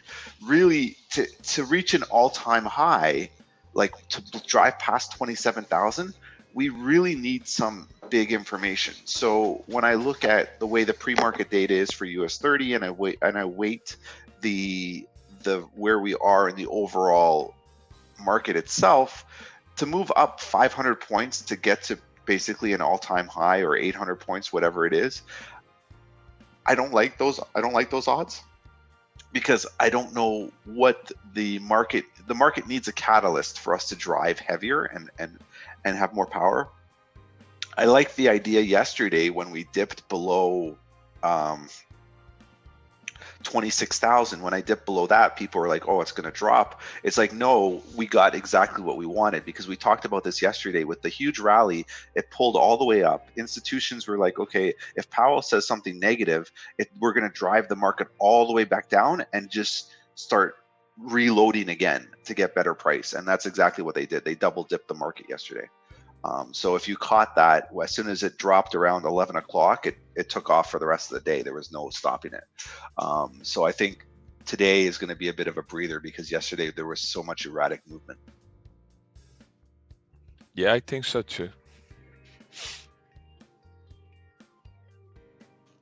I used to think Ted was a douche, then I learned to trade and profit consistently, and slowly realized he's right 70% of the time. Yeah. And I think that the same is gonna go with GJ today. We're just consolidating, probably until maybe London close. Well, the thing with the pound that we have to be aware of is coming up. I guess, is it tomorrow?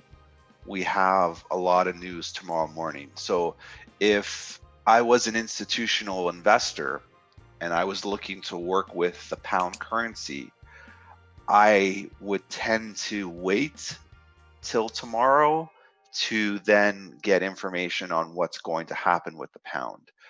I wouldn't be looking to try and make a big move right now. So any moves you see with GJ, as an example, will be more likely institutions pegging their orders for tomorrow. So you might get little pops and little retracements. And this is where new traders get burned a lot, because they don't realize the ranges are tight. And what they try and do is they hope that GJ gives them 20, 30, 40 pips. And what you find is it'll give you 10 or 20 and it'll reverse back very quickly, because institutions are all jockeying for position for tomorrow morning. Think of the story that you want to tell, right? If I am a multi-billion-dollar institution and I know there's a major news event coming out tomorrow for the pound, am I really going to take all my entries and start pushing them through the system today? No, I'm gonna wait. Wait. Yeah. I'm going to wait. So this is where planning comes in. So you as a trader can say, hey, today is not a good environment for trading, because I know there's high impact news coming for the pound. So what I'm going to do is tomorrow morning, I'm going to make sure that I'm up early to see this move and potentially capitalize on that. So this is where you, as a new trader or a seasoned trader or whatever trader you think you are, this is how you plan. This is where your win rates increase, because you recognize why the market is doing what it's doing right now because of future events. So you can hedge. You can say to yourself, and I mean hedge in the way of mitigating your risk. So like Raja said today, he's being very cautious because he already did well. He also knows that there's news coming up tomorrow, so he'll reduce his exposure because tomorrow will be a better opportunity for us. So it's things like that you want to think of as you're trading, so that you know that, hey, there's a reason why I'm getting beat up in the market today. And it's because the market doesn't want to move today because there's big events tomorrow. Right, and try to not push in any trades. Yeah. Just basically box and chill. Yeah.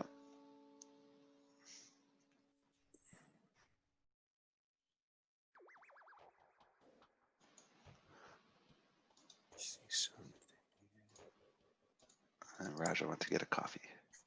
Yeah. Oh, when the cat's out, the mice play.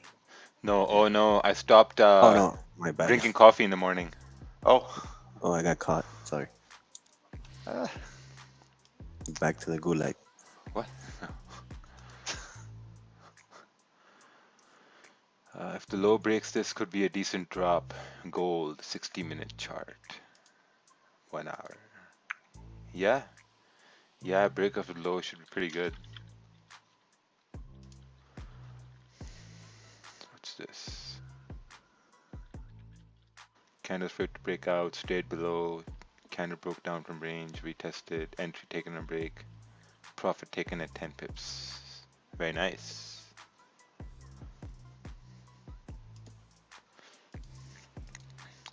Normally what I've seen is that price will... Oh, you know what? I was just looking at the US 30 here on the 4 hour. And it does seem like this 4 hour should continue pushing bullish. Up to 26,770, 26,800 even. mhm. Like I said, I just think there was so much movement yesterday. Yeah. It might climb, but it could potentially be a slow climb up. Like it won't move as fast as we saw yesterday. Like yesterday, it just sort of rifled up. So I mean, if you're in the trade, I think you're right, Raja. I think you have a clean move up to 26,600 at least, and then from there you can get to 26,700. It's just going to take you a while, and just you really have to manage this trade. Like right now, you could see that support was created actually really nice right here. Yeah. And like this could be a stop right here. Correct. 26,400. The problem is when your stop is down over here, that means that it's pretty big. So you're going to have to reduce your lot size a lot. Can you explain how the news will affect gold tomorrow? Don't know. Right now, gold is doing too many weird things because there's too many fundamental factors in play. You have coronavirus, you have weakness in the US dollar, you have optimism, you have recession talks, you have everything. It's very, very difficult to figure out what will happen with gold because of the fact that gold's at a very high price. So there's instances where people think it's going to go to 1800, and then there's instances where people think that there's going to be a pullback because they're using the US dollar as a worldwide safe haven. So I mean, it's very, very tough to figure out where gold's going to go at this point. Not to mention the gold chart is actually really nasty to be honest. Like it's the daily candles just look stupid. There's no structure really with them.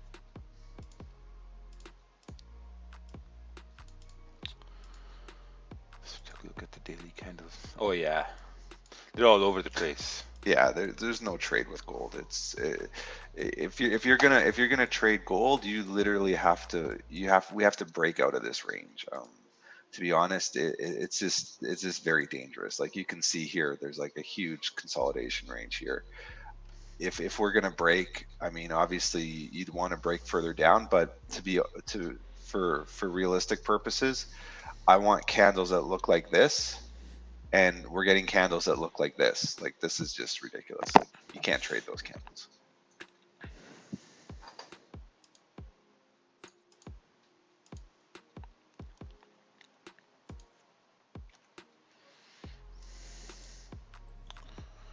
Hey, Raja, I have a quick question for you. Yeah. And it might be stupid, but can you hear me?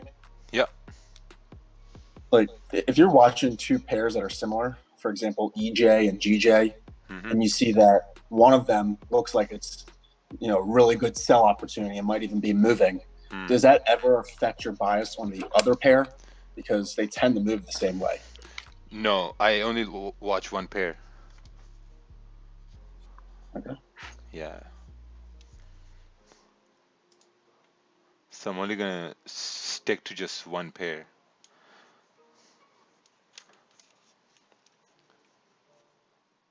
Yeah, because I might miss something that I'm looking on one pair, trying to grab something that may seem like it's there on the other pair. And then if I miss it, then I'm gonna feel bad about it.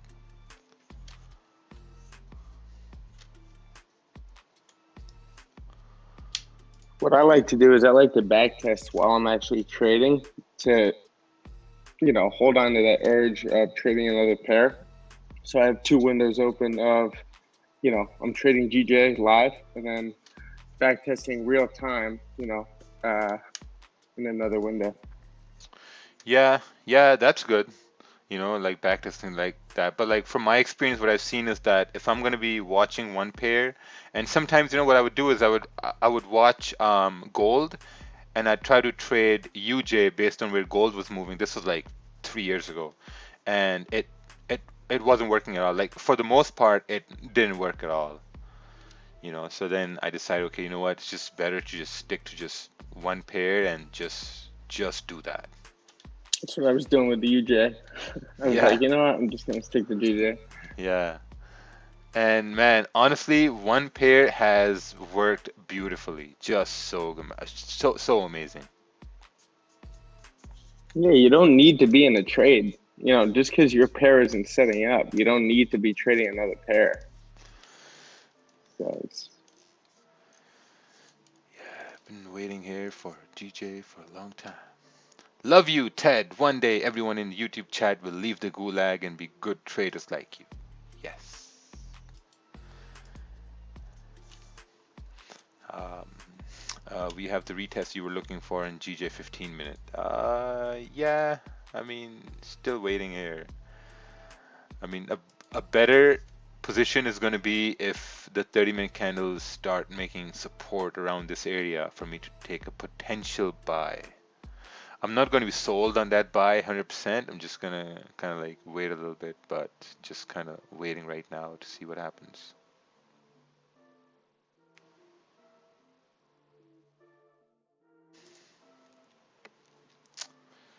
US 30, I feel like we should continue moving bullish based on the 4 hour, but the only problem is 4 hour is about to close in 48 minutes. So can this thing move all the way up to the 4 hour wick around here in 48 minutes? That's the question. I think that's a lot. Yeah.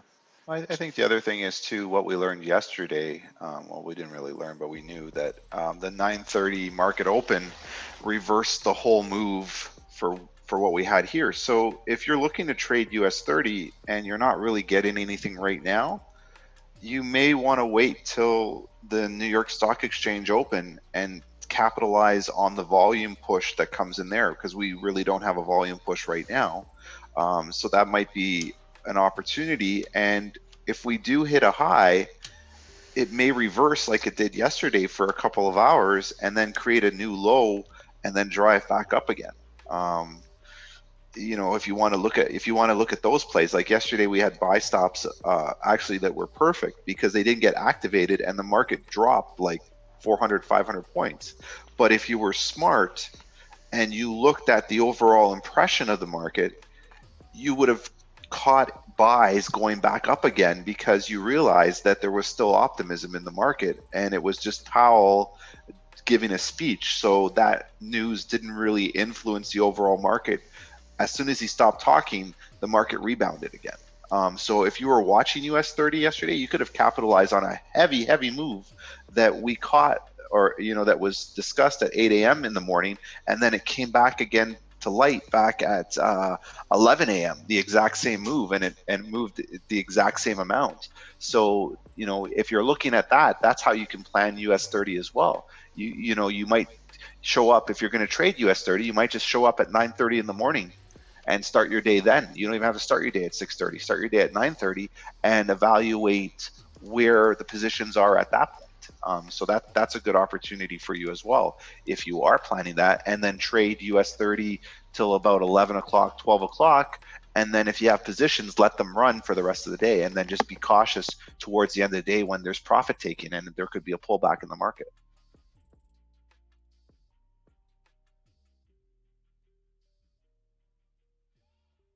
I really don't like GJ right now. It's so horrible.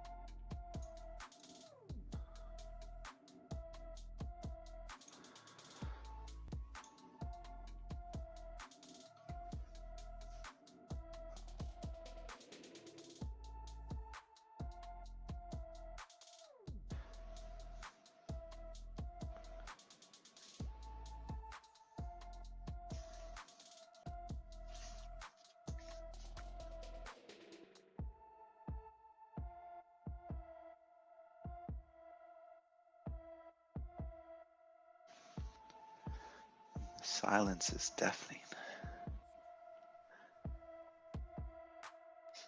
I don't want to talk because every time I talk and say something, then the YouTube just retaliates hardcore. When you were talking about the Dow breakdown, I'm like, I have nothing to do with that because I don't trade the Dow. I'm like looking at GJ and I'm like, oh, wow, GJ is still in a deadly range. Somebody said, wow, he just gave an answer on GJ when he's giving a full breakdown. What do you want me to do? Give a whole breakdown on GJ?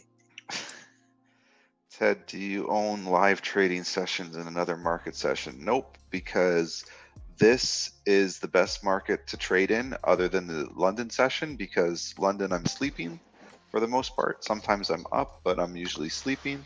So this is the best session to trade in because you have both the volume from the London session and now the volume from the New York session coming together to create the super volume. So this is the sweet spot of the market between 6 a.m. and about 11 a.m. Eastern. So for these 5 hours, this is your best opportunities in the market. How did we figure that out? Look at a chart and look at an hourly chart and zoom out a bit. I know everyone likes creating these charts with like 10,000 1 hour candles.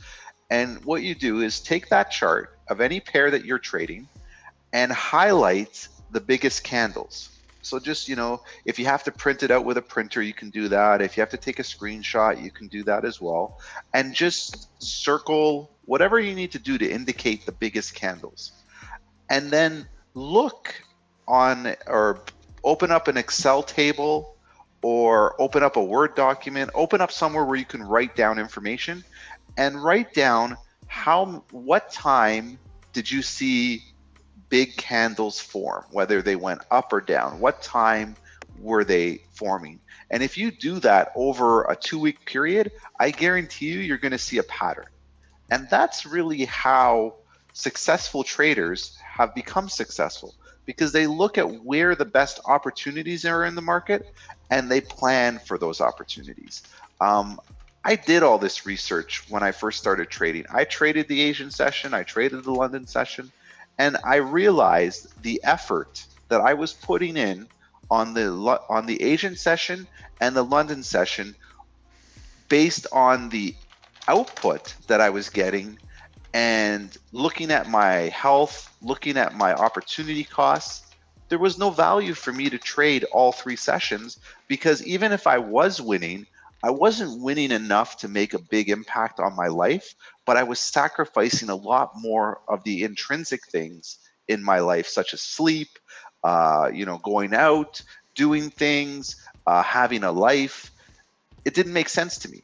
To make an extra 5 or 10% in 2 sessions and be a zombie the rest of the week because you're not sleeping properly, you're not eating properly, it didn't make sense. And then there were a lot of times in an Asian session where there were no trades. There's nothing. It's ranging because there's no market. So then think about it this way: if I showed up out to the Asian session out of a 3-week period, I might catch maybe 5 days out of 15 that were good trading days.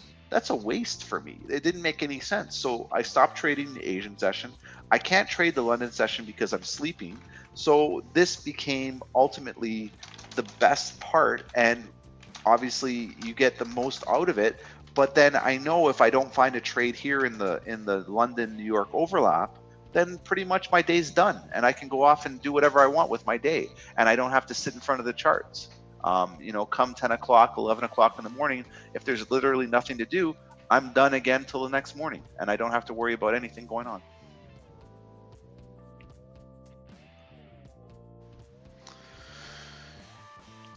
Man, this has been so uneventful this morning. Tomorrow's going to be massive moves, though. Yes. Tomorrow we have a high volume day. Yeah, today's just a breather. You took a win yesterday, that's great. Today there's nothing, that's okay too. Yeah. Looks like today's gonna be a banter Wednesday. Or, you might find towards London close there might be some movement, but I just look at the hour candles on GJ and nothing's going on there. US 30 is just bouncing around 5 or 6 points every time and then pulling back. Man, there's going to be a move after the stream ends 100%. Yes. Yeah, there'll be a move, Yes. definitely, but I tomorrow hope will be no. the big move. Yeah. Tomorrow will be the big move. Good thing is once we break this heavy range on GJ, it's gonna be a massive move. That's a nice 1 hour range. Yeah, let me not say anything. Go ahead, man. You have a nice mic. No. The banter. I'll wait for the banter to begin, and I'll Okay. start talking.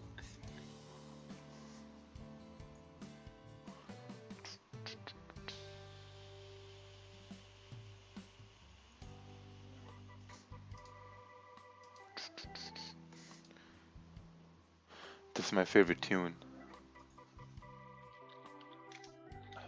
I'm actually gonna tune in into YouTube and listen to some tracks.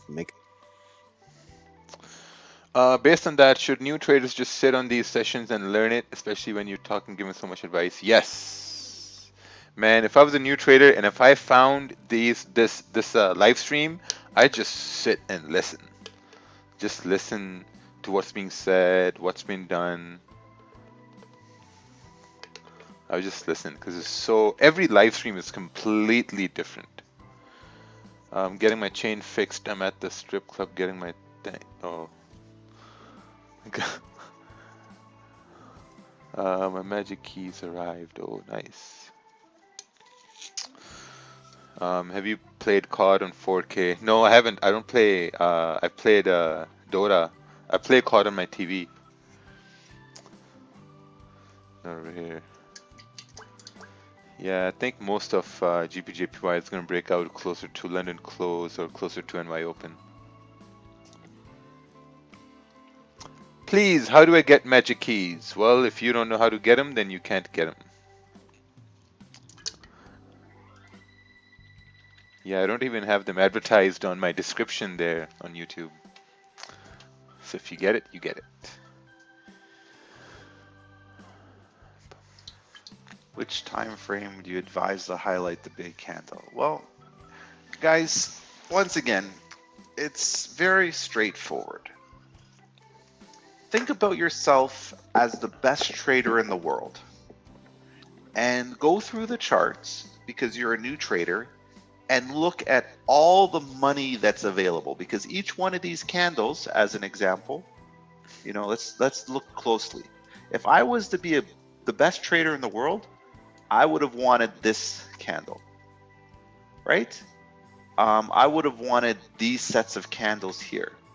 Would I wanted these candles here? Probably not.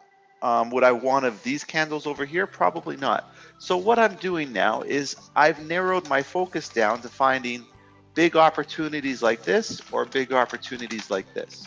And all I used to do when I first started trading was go through the charts and see where those big opportunities lied. Because I look at these candles here, I don't know how big they are. I haven't done the measurement on them, but compared to the rest of my chart currently, it's a pretty nice move because I know that I could have gotten out of this trade right now. I could have probably taken this much. I could have taken, this candle over here. I could have taken opportunity. So with that being said, if I go back through hours and hours of charts, if I open an hour chart, a 30-minute chart, whatever time frame I want to open, and I look for these opportunities, I want to write down when do these opportunities happen the most? What time periods? What time frames? And then from there, what I did was I said, okay, why did these candles move the way they moved at that time? And then what I did was I said, okay, was there a news event?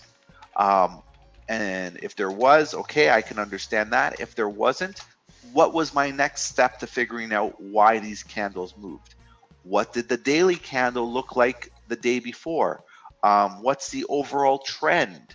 Where are we in major support and resistance? So I just started doing detective work. What I did with trading was figure out, what's happening. You're a detective, you're a scientist, you're doing experiments, you're doing reconnaissance. You're just trying to figure out why things are happening. And there's no right or wrong answer. Oh, should I look for 30 pip candles? Should I look for 10 pip candles? You look for something that, hey, if you were to take the trade, you believe that you would have been successful. So for myself, I looked at the biggest candles because that would have given me the best opportunity to win. And then from there, I would break the candle down and I would say, okay, where could I have gotten an opportunity to enter?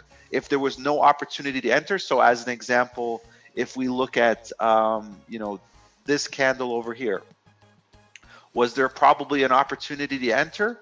Maybe not. You know why? Because I look at this candle right here and it pulled all the way back. So I don't know if we were holding support at this level or going back up. But now what I do is I write down on a piece of paper, hey, there's an opportunity where if we have a rejection that's lower than this current rejection, chances are we're continuing that with that trend down. there's an opportunity there. So I would make notes of that. And that's how you develop your trading style. That's how you develop ideas around trading. And that's how you're able to anticipate candles, because you can then look and you can say, hey, look, okay, this candle's starting to drop a bit, on my time frame, and I see a clean movement here. We could potentially drop right down to here. So that might be a trade opportunity because we noticed that this was a major resistance area, right? So these are things that you would look at and you would say, okay, how can these help me? But then conversely, you can say, hey, since we're in this range here, I'll let this trade do its thing because I know the bigger moves are coming. So I'll just let this sit and watch. I'll do nothing with that trade. So that's basically what you're doing, is you just figure out what opportunities you would like in the market and go out and find those and see when they appear the majority of times, and then you just sit and wait for them to appear again. The market repeats itself over and over again, just in different variables. Maybe your 30 pip candle you're looking for is only an 18 pip candle, or maybe the 30 pip candle you're looking for turns into a 60 pip candle. It's just, you just have to adapt to those opportunities, but the same things repeat themselves over and over the course of a 3 or 4 week period. It's not hard. It's just very simple. The more you overcomplicate things, the more you're never going to get anywhere in terms of trading. Just look at where you would want to take the best trades and figure out where they'll happen again. That's it.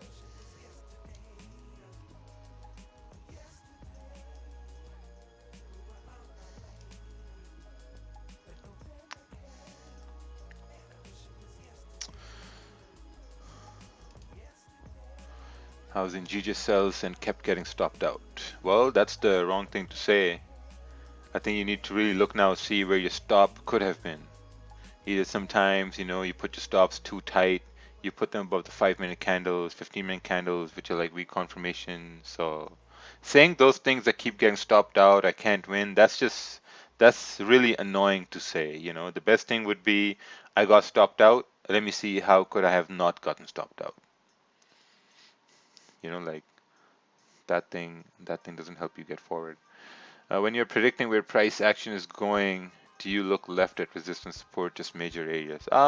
Just major areas. Like right now, if I look at this chart, the candle here, the 30-minute candle closed below, 134, 800, and now I think it should continue moving down. But I'm looking for price below 134, 500 to continue down over here.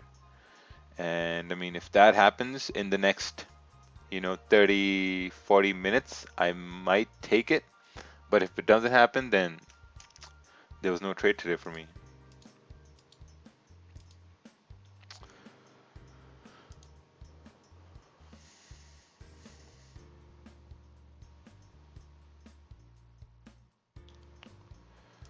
All right, first time chart. Let's take a look here. This is no trade range. GJ sells below here, target over here, break above here, target over there, then runner over there. Perfect. Makes sense. Makes perfect sense. What I might also look at is that since we broke below this minor area over here, I would want to see this low being broken for potential downside, but let's see what happens. Right now, there's nothing moving in my favor. Telegram link, please. Anyone with free signal for any. Wow. Your trading is going to take a long time to mature. I switched to MT5, but it freezes a lot. Why? Every time I switch time frame to 1 hour, it doesn't feel like a Cadillac. I don't know, must be, I don't know, just ask your broker or something.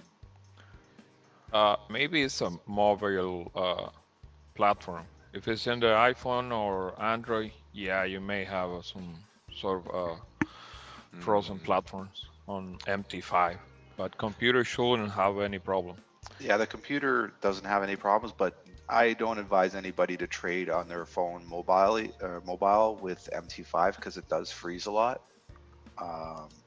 just be very cautious with the mobile version of MT5. It's scary because I'll open the chart like, at like 7 o'clock or 8 o'clock, like if I'm watching TV, and like it'll be paused and I'll be like, what's going on? And then all of a sudden everything corrects. So just be cautious around the mobile version. Ooh, wow, very nice. Took sell on this candle, stops above the previous candle. Beautiful. Red lines are trailing stops. Excellent trade within the range here.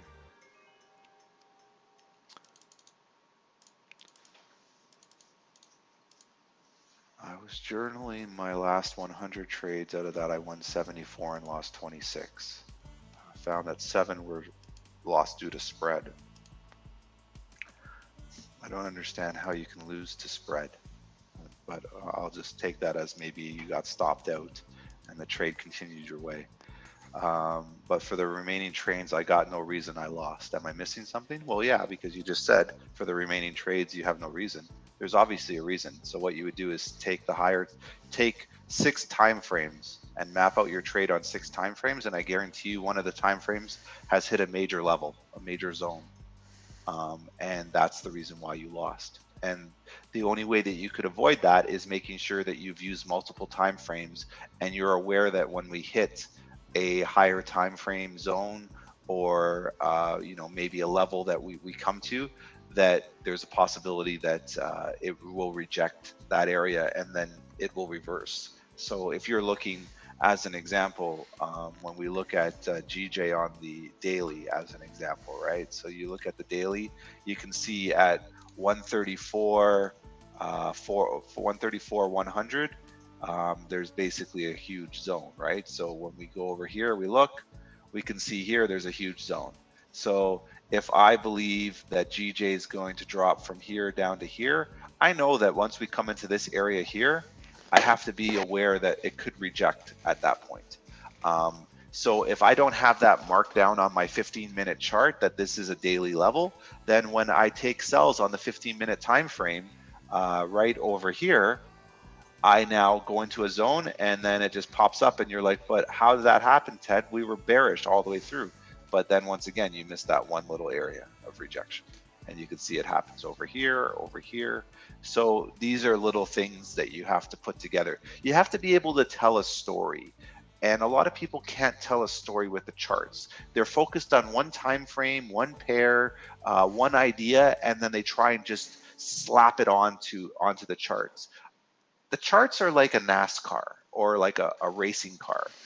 If you just put very good tires on, you're not going to be able to brake properly.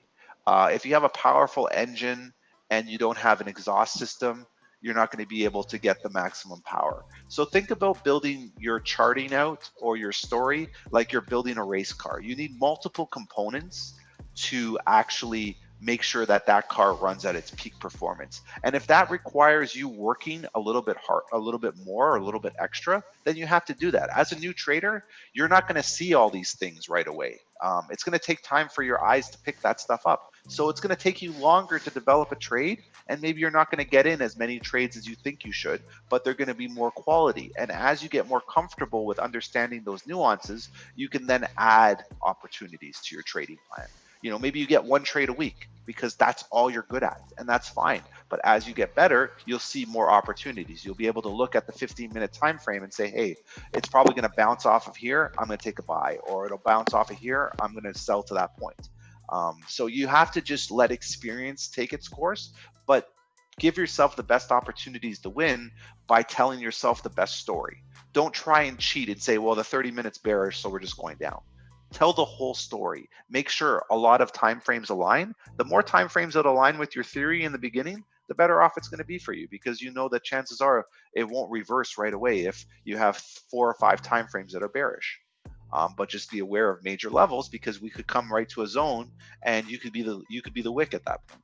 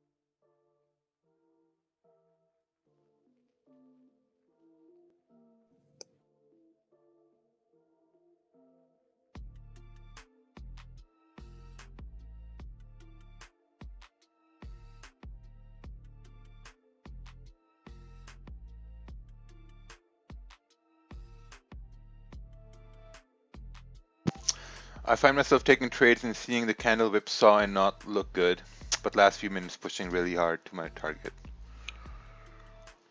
Yeah, sometimes it happens. Like the trade you took over here, this one was pretty good, right? It just means like maybe if you're letting the 30-minute candle close, sometimes what you're going to see is that the candles would move really fast as they come into a close, and sometimes you'll see like they start retracing. So that's just the way a candle is formed. What's this? Someone's doing their what signal service? Oh, they're saying GJ sell. Yeah, I mean if you're saying GJ sell, please also talk about the stop loss too. Where would the stop loss be? I think if you're looking for sells here in GJ, I think a stop loss is going to be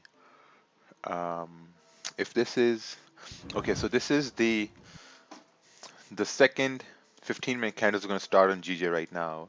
Let's look at this 15-minute candle. If this closes bearish and you're expecting the next 15-minute candle to continue down, I think your stop is going to be around 134.800.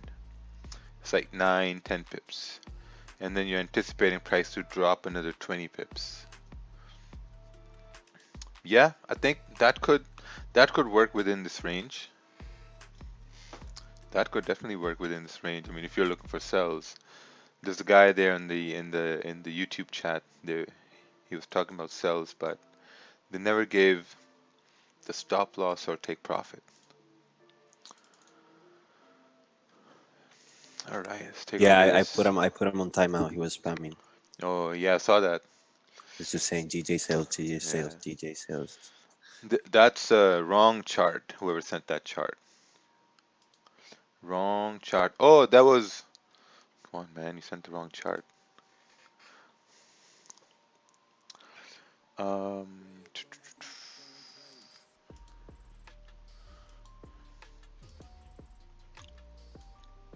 Let's see what your JPY did. Ooh, your JPY went further down. Came right down to that support. Roger, the guy's back on YouTube. He's spamming.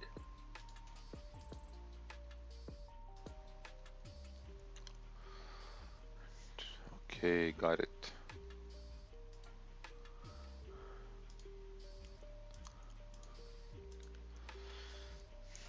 Price broke previous bearish candle low. Nice. Very nice. So you took it within this range and it worked out. And I think if once this closes bearish, I think there's a high chance for the next 15-minute candle to continue down to the support, which is 20 pips away from where price is right now. 17, 18 pips away. GJ, flip bearish. Oh wow, I think a lot of people took those sells.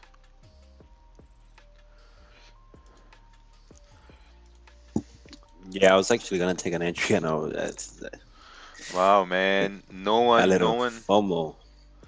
Yeah, no one gave me a signal. No, right?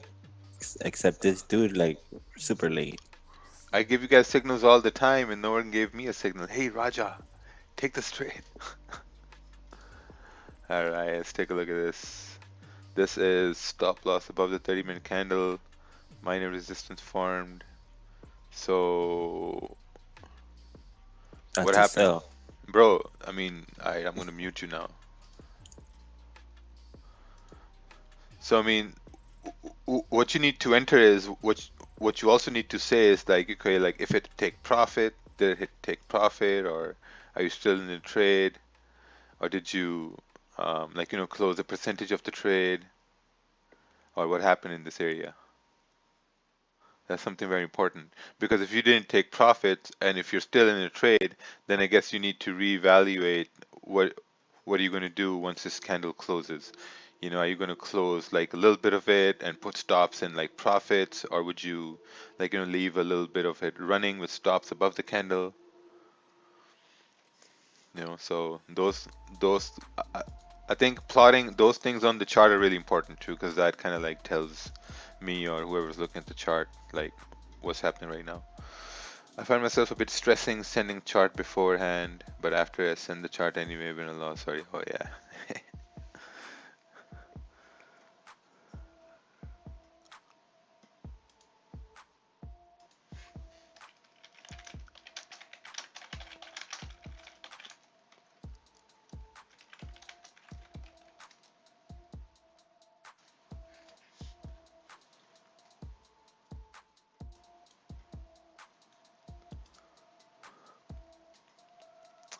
Is it normal to feel like you're going to have a heart attack when you first started trading? Yes.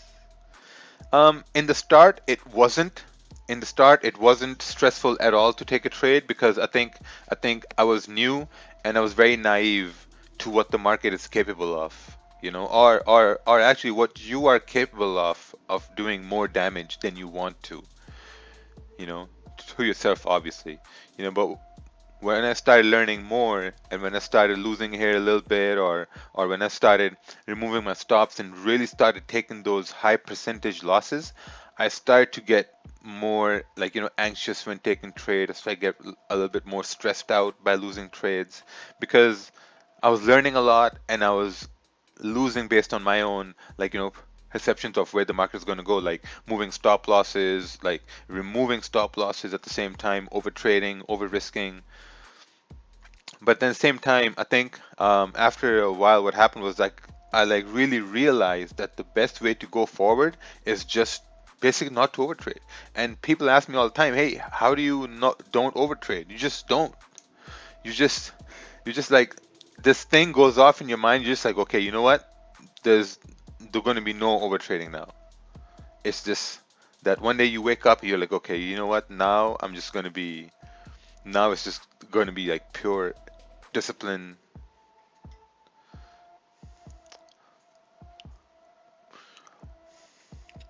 Yeah, I Uh, think too, when people look at, um, you know, the they're getting antsy, or they feel ill or they feel nervous taking trades, it's because you're doing something that's obviously out of your comfort zone, but there's probably a lot of things that you're not mentally prepared to deal with.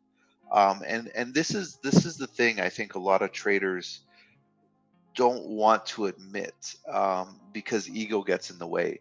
They don't want to admit that they've never risked money before, or they're not a good gambler, because financial being in the financial markets is a form of gambling, because we don't know 100% that the market is going to move the direction that we want.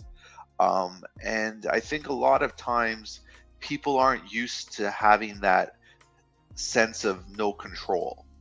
And really, when you look at what you're doing in the market, you're taking money and you're just lighting it on fire. Because essentially, what happens is you take a trade, you're either going to win that trade or you're going to lose that trade. There's no other outcomes. But the problem is, a lot of people are valuing that outcome in a sense that, hey, if I win this trade, I'm closer to X goal, right? So, if I win this $100 trade, I'm going to be able to buy a new pair of shoes. But what they're not realizing is the market doesn't care that you want to buy a new pair of shoes with that $100 trade. It's your own belief that you think you're entitled to win the trade because you put in the work, and then your reward is going to be to buy those pair of shoes. And what ends up happening is when you lose, you don't get a reward. And that discourages you and that upsets you, because you look at it and you say, well, this sucks. I took a losing trade and now I've lost money. Am I ever going to be good at this? And then what happens, you say to yourself, well, I see X person trading every day winning. I should be able to do that too, because I resonate with them. I'm following them on Instagram or Facebook, and they're about my age, so I should be doing the exact same thing that they're doing. And everyone comes from different upbringings and different education levels and different financial means, so you can't make those comparisons. The best thing that you can do as a trader is constantly ask why. Just keep going into the charts and asking why, and eventually the questions of why start to disappear because you already know the answers. If you're asking why this, why that, why this, why that, or how much should I do this, how much should I do that, if those are your questions that you're asking on a daily basis, you're going to find that you're still relatively new to the trading space and you need to get those ideas hammered down first.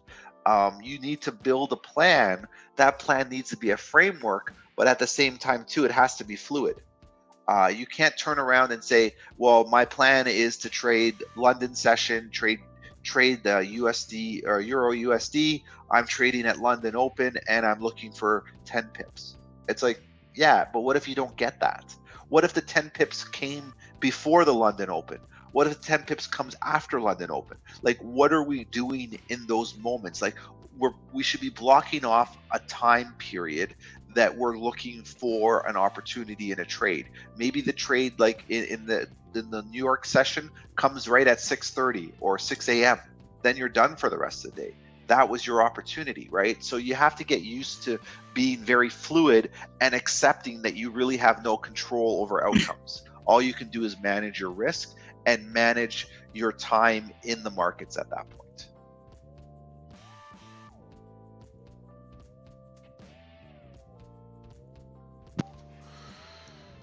What pair is this? This is, you can see on the screen.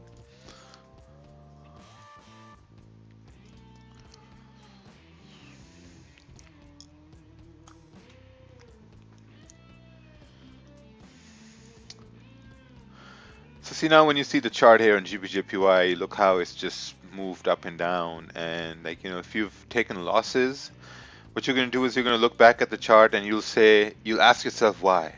Why did I even do that? Why did I even bother trading when price was just looking like this?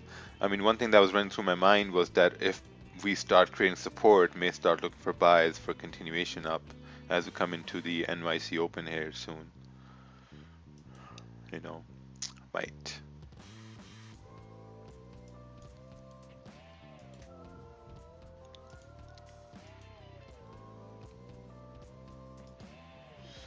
If I've learned anything, it's all just numbers. Look for high probability setups and control risk. Yeah, the only thing you can control is risk. That's it.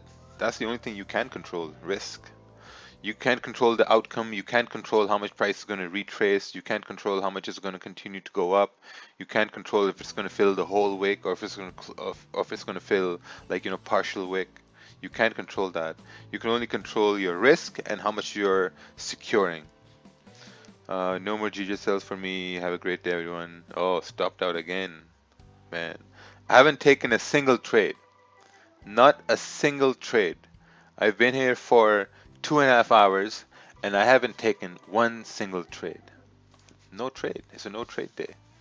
You know, there was nothing I wanted to see. I mean, price tried breaking up 135, 100, didn't break up. No trade.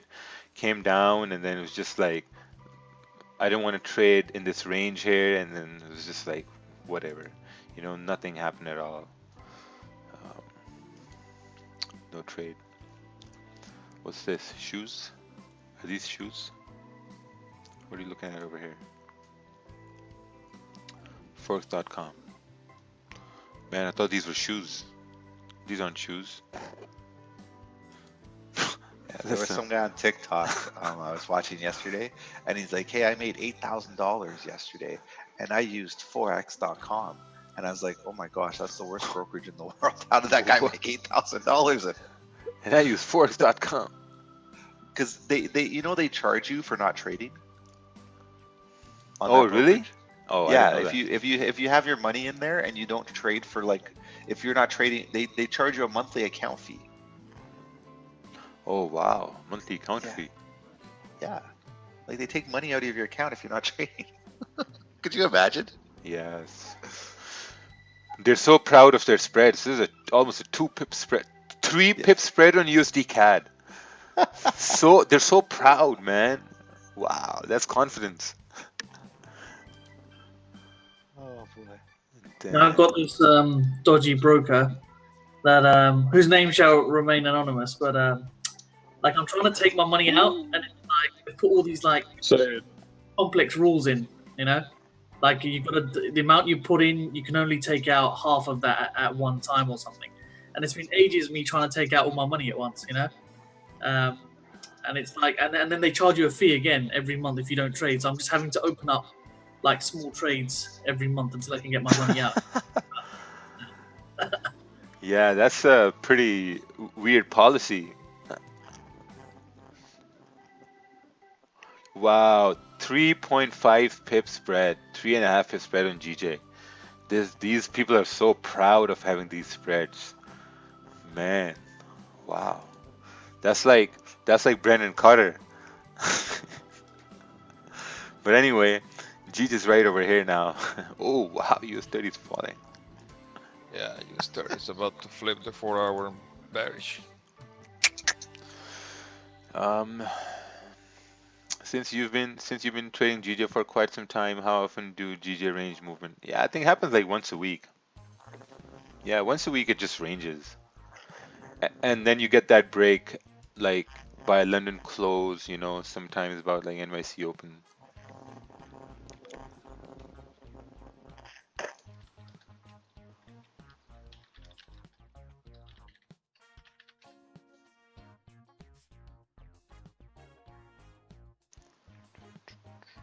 It's okay, you know, discipline. Yeah, I think I've gotten way more disciplined while doing the live streams. Yeah, I think that's about it. Doing the live streams, I've gotten way more disciplined.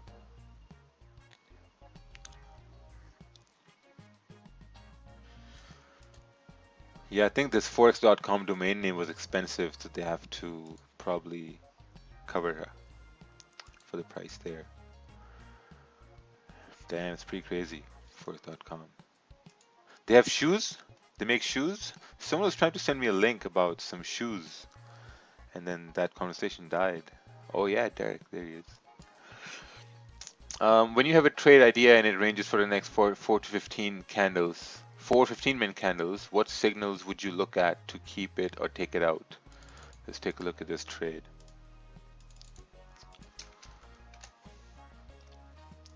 This is waiting for a rejection here to continue down and take a sell.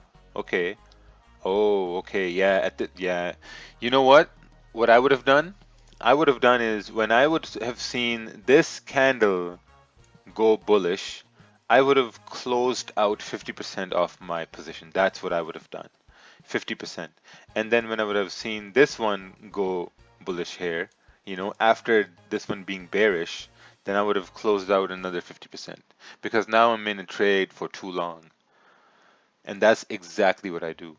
You know, so I'm not going to hold there like, you know, like my plan is to be in and out of the trade in 15 minutes, you know, maximum 30 minutes. And if that doesn't really happen, then I'm out of the trade. Like I'm not going to wait around for it to like go back in, because then at that point, like I know my analysis is wrong, because my analysis was to move quick, move fast, me go in, me come out, that's it. But if it takes long, then that's okay, because think about it, you know, every morning when you come to the charts and you're trading something like GJ or US30 or your JPY, you know you're going to get your move, right? And that's going to be your opportunity to make money. And you're going to know that that's going to happen, and that's going to happen in maybe 10 minutes, could happen in 5 minutes. Sometimes it happens in like a minute, you know, but you're going to know that's going to happen, but that's not going to happen every day. You know, a day like today where price is just ranging, you know, like it's nothing really clear, nothing really that's going to get us excited. Those days are going to happen, and that's the real test, right? Like, how do you manage yourself in those days when price is just ranging, when there's nothing that's going on? How do you really manage yourself? That's really going to define you as a trader as you move along, because I didn't take no trades at all. You know, like there are people who took trades, took some losses, took some wins, and you know, I can come back tomorrow and say, okay, like, you know what, there's news happening, and this is going to be the trade I'm going to take, which is going to make me 30-40 pips. You know, and then I can say, oh yeah, yesterday was just a dead day, nothing really happened. Right? So my trade history is going to look good. It's going to look, it looks wins, losses, wins, wins, then no trade, and then Hopefully more wins. So keep my money in my pocket. Keep my money in my pocket. Because whenever you open a trade, the broker gets their hands in your pockets. Their hands are in your pockets while you're in the trade. They've taken the spread, they've taken that fee, they've taken commission fee, and now their hands are in the pockets, in your pockets. When you close the trade, then the hands come out. So you gotta realize what you do. Even if you open and close the trade, you paid spread. So the hands went in pockets and came out with money.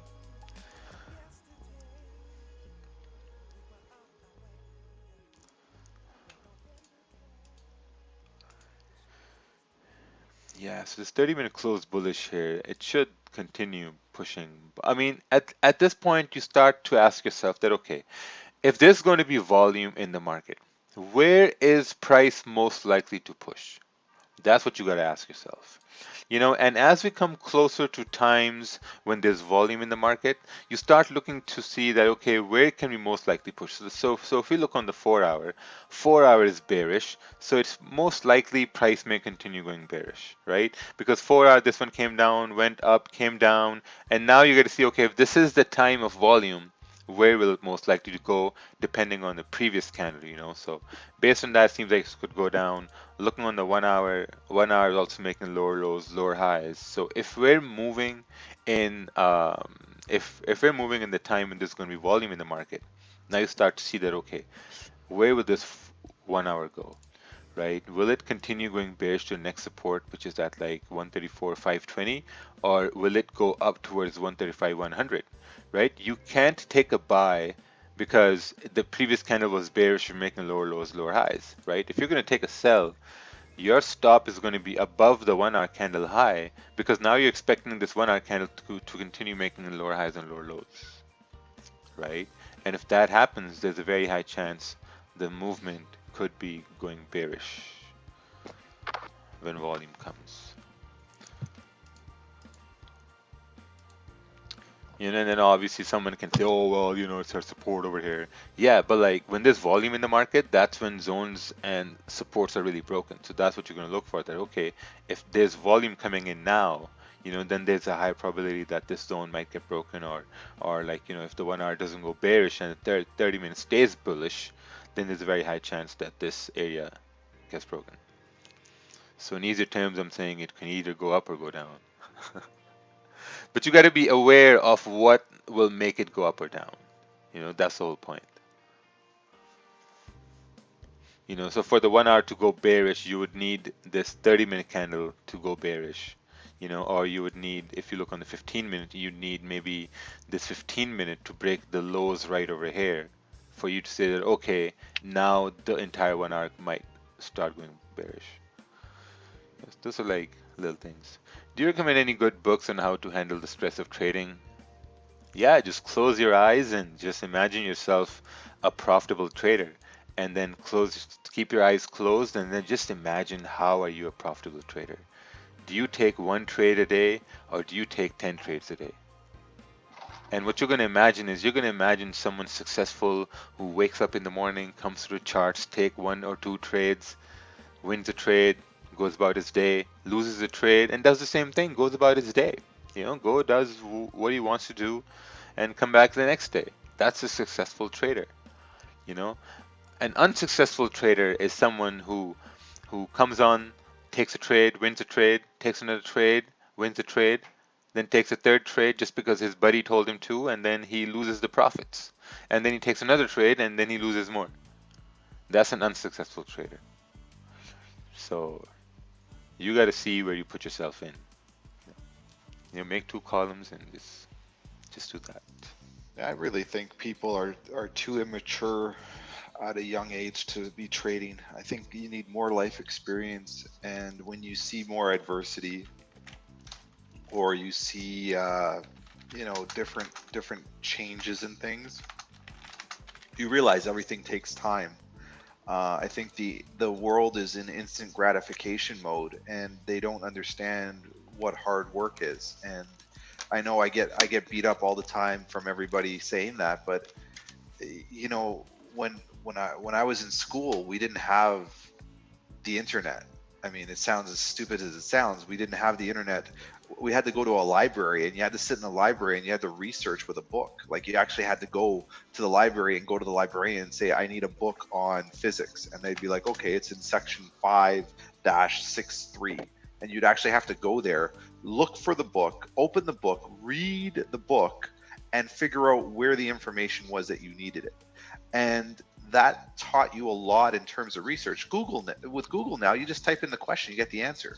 Your brain isn't working at the same capacity that you were if you actually had to physically go to the library, go inside the library, find the book, open the book, read the book, write the notes down, and then bring that stuff home. I mean, I remember my first computer, there were no laptops. It was a desktop. You went to school, or you went to the library, you grabbed your stuff, you brought the papers home, and then you typed it out on the computer, and you printed out the report. Like, people don't do that anymore. And I mean, it's great because it's, now we're in the age of better technology, and everyone will say, okay, boomer. But there's critical thinking skills and just the motor skills that you use to problem solve that applies as you get into other things. A lot of people nowadays they don't have social skills. They don't know how to talk properly. They don't know how to communicate properly. And that comes down to, just as we move into this higher technological society, you find that people lack that relationship skill, and that also hurts you in other aspects too. You haven't developed your emotions properly. So now you're trying to trade and you don't know how to communicate with people. So when you start trading, you have those issues there too, in terms of understanding why you're doing what you're doing. So there's a lot of things that, because you're younger, you have advantages with, but I believe also because you're younger, there's a lot of disadvantages. And I really think the critical thinking portion of younger people is underdeveloped. And I think if you really want to be a good trader, you have to develop critical thinking skills. You have to do a lot more research on your own, because that's going to help your own variables in the end. Sitting asking, what was your biggest win? What was your biggest loss? Those are glamour questions, and those glamour questions aren't going to help you trade. So I think if you really want to be successful at trading, really develop the critical thinking side of the critical thinking skill in yourself. Do a lot more research, do a lot more comparisons. And what I mean by comparisons is, I mean comparisons in information, and figure out what information makes the most sense for you, and then maybe reach out to somebody who you resonate with or who you trust to give you a little bit more guidance. And it's not knocking younger people. I'm sorry if it comes across that way, but it's just the truth. I mean, I watch the questions that come through the chat. When I was in my 20s, I would never ask those questions, because I was told to go out and do the work and then come back with questions related to the work that I did. I was never told to ask, what was your biggest win? What was your biggest loss? Like, I still remember when I played basketball, I never asked the coach, how many points did he ever score in a game? It was like, okay, what do I have to do to get better? I'm not shooting my 3-pointers well. What do I need to improve on? Not, well, this sucks, I can't shoot 3-pointers because you're not a good coach. It was never that. It was, how do I improve? Because the people that I was working around, I trusted them enough to give me the real answers, and I wasn't trying to critique what they were doing. I knew my coach was older and slower. He was never going to be faster than me running down the court, but I wouldn't turn around and laugh at him. I would just be like, okay, he's older, but when he was younger, he was probably good at what he did. I think as a group, if you develop critical thinking, I think FX will be a lot easier for you. It truly will be. And stop asking questions that are glamour questions, like, what was your weekly win rate? How many trades did you win this week? What did you do? Like, that's not relevant to your progress. It truly isn't. And it's just going to leave a sour taste in your mouth, because this week I made 150,000, and I know you probably made only $5, or you lost your account, or you blew your account. So now you feel like total dog shit. And that's not my job. My job is not to make you feel like dog shit. The market does that enough for you. My job is here to help you. So leverage that aspect and don't ask questions that are just going to make you feel inferior. It just doesn't make any sense. You're not inferior. You are who you are, and you're here to grow. You're not here to compare yourself. There's going to be people that are going to be 6 feet tall. There's going to be people that are 5'7". That doesn't make them any less of a person. You have to understand that we're all in this together, and the sooner you figure that out, and the sooner you use this stream to your advantage, the better off you're going to be. It's as honest as I can be. I mean, I do this for free because it's fun. I enjoy it, but I also see there's a huge gap in the way people think, and that has to be corrected. Right, everybody. It looks like Gigi is gonna take a drop. Get ready.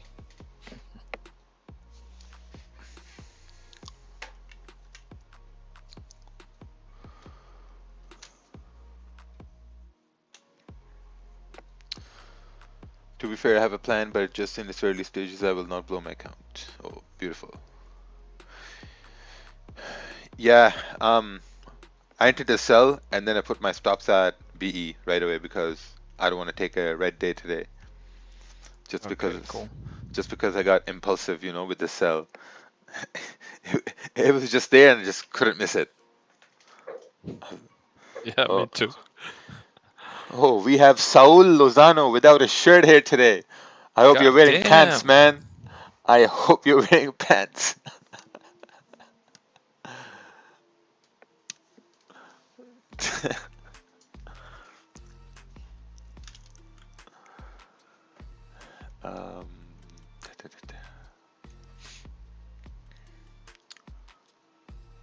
um, I have put trade on sell GJ and now I'm losing. Should I hold or cancel? Osama Elias. Oh wow, man. Amazing. Amazing. So you know what this means? What you see on the screen right now? This means that this trade is at break even right now. So that's great. Thoughts on GJ hourly analysis. Let's take a look here.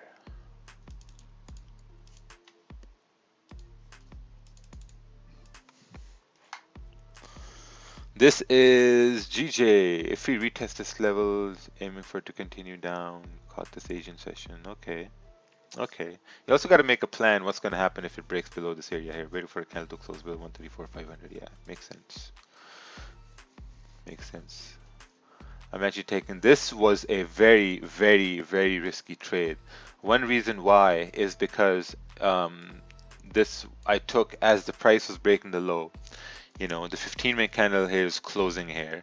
The next 15-minute candle is going to be the last 15-minute candle of the 30-minute candle, which now if you look on the 30-minute, the 30-minute is continuing bearish over here. So if this 15-minute is closing below the previous ones, which means the next 15-minute candle has a higher probability to continue moving down.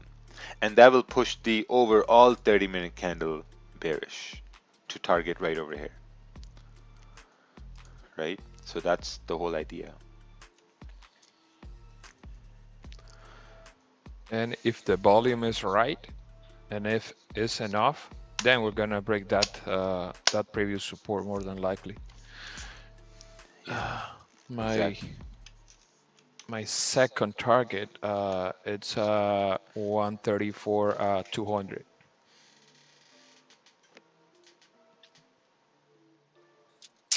Yeah, I still believe we may break that support. Yeah, that makes sense. 134, 200. Yeah. Yeah. Is your success in Forex trading if trading in equities, futures, crypto, not just monetarily, but stress-free? Yeah, I think it's pretty good right now. I mean, if you see, we waited, what, 2.5 hours, almost 3 hours. Almost 3 hours today. Waited almost 3 hours today to take a trade. Well, I did. This guy talking has been GJ selling bias all morning. Annoying. Oh, wow, Kervin. Oh, me? I haven't touched GJ. Yeah. They're like, yo, this guy. Come on. Do you smoke weed and trade at the same time? No. No, I don't. I don't smoke weed. Well, you guys think I'm an addict? Magic keys on Amazon, please. No, like, you know what's wrong with Amazon? Amazon is a great company. It's a great company to get you what you want on time. You know, if we get magic keys on Amazon, what's going to happen is that they charge a 15 to 20% seller's fee, right? So there you go. 15 to 20% goes straight to Amazon. For sellers, it's pretty hard, you know. But I don't know, Amazon, no. Like right now, we're doing things ourselves. I hired two kids there to do our packaging for us because it's kind of getting out of hand, man. Yesterday, people in Gulag were being rude to Mac. He hit the nail on the head on his targets. Yes.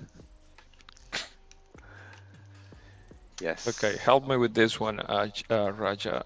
Let's go, GJ. Come on, Come on, GJ. come on. You can Give do me it, 15 GJ. minute drop to support. Give me 134,557, GJ. 15557. GJ, I know you can do it. Let me get the Yeah. 500 level. Let's go. Yeah.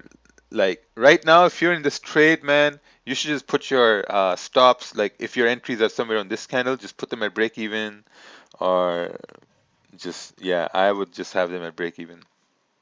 Because if this reverses and takes you in negative, that's all on you. Trust me. Yeah, That's that's all your on you. fault. That's your fault. That's your fault. Just yeah, I Um, have them at break even. I actually Yeah. came Because back if this reverses Oh, and takes you in negative, that's all on you. Trust me. Yeah. That's all on you. your mic is a little bit low, Raja. my mic? Yeah, okay, now it's better. Oh, that was like a slow video or something. Somebody's lagging. Mac came back from the gulag. And Mac is back from the gulag. He survived. Mic is a little bit low. I'm impressed. My mic? Yeah, Yeah, no, okay, yeah. Could you explain why you took the trade? Yeah, I mean, it was just I explained the whole thing before I took the trade. What's this here? Oh, this is took only paper trade in my mind, did not risk real money. Any opinion on why this trade was a bad trade?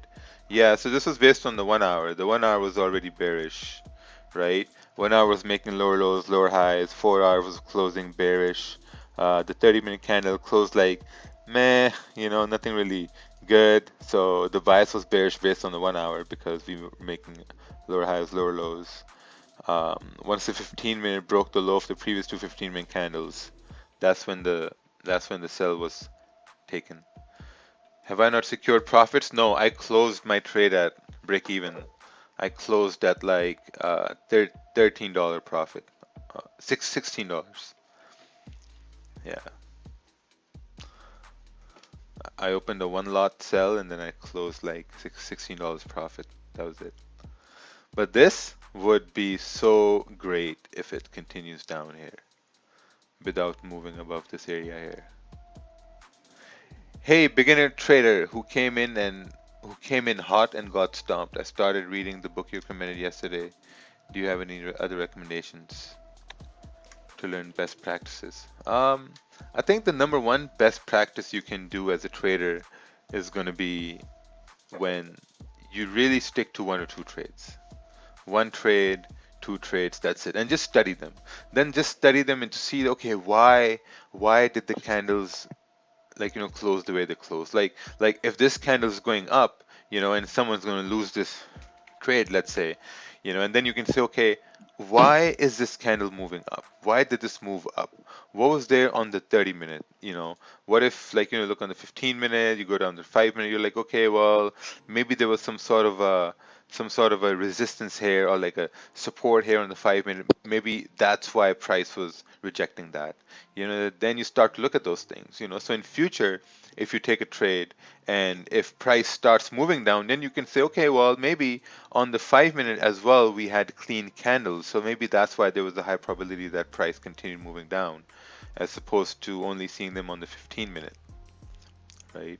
So maybe, now when you look left, this was an area here which price was reacting to. right over here. So these things after the trade is done. So this is why like every trade is not going to work exactly the way you want it to work. There are always going to be something. So that's why I had my stops at break even there. So once you started, because once you go in profits, you don't want the trade to go in negative. Man, I think that was a great example of really cutting your losses and managing a trade. I mean, if you're in drawdown right now, that's all on you. Yeah. Call it a fake out, Raja? Fake out? Yeah, fake out. Because, I mean, not really. I mean, it has to be in a bigger range, because the 15-minute support, it was a weak support. This candle broke it. This candle started coming up. So, I mean, now, the other thing is it hasn't closed above this area. If it closes above this area, then you can say, okay, you know what? Price on the 15-minute time frame, it did a fake out. Yeah. But the candle hasn't closed yet. Yeah, exactly. And also, most importantly, the 1 hour is still open.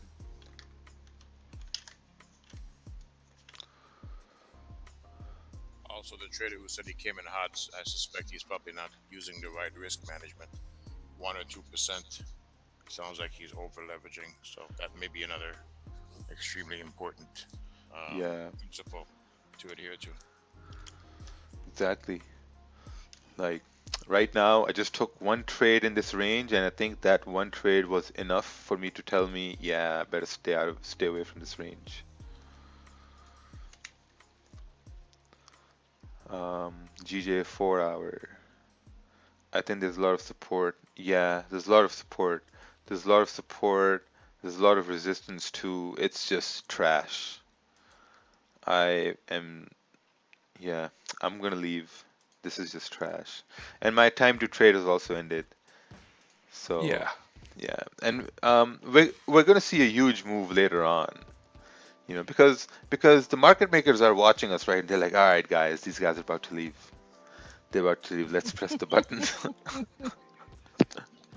They're like, oh, hold it. They're still here. They're still here. And press the button. Yeah. Would you recommend to go through this session and see where we could have taken entries, since some of us took trades and won? But for me personally, this range wasn't worth it to trade. Yeah, I mean, if I wanted to really see where I could have taken entries, maybe I could have taken sells right over here, maybe, but that's a big maybe. That's about it. All right, everybody, take care, and we'll see you tomorrow. All right. Take care, bro. Yeah, See you, brother. Great Hey, yeah, great day today. Great. it's gonna be a good day. Great day. Great day. Ted. $16 in my pocket today. Thank you, guys.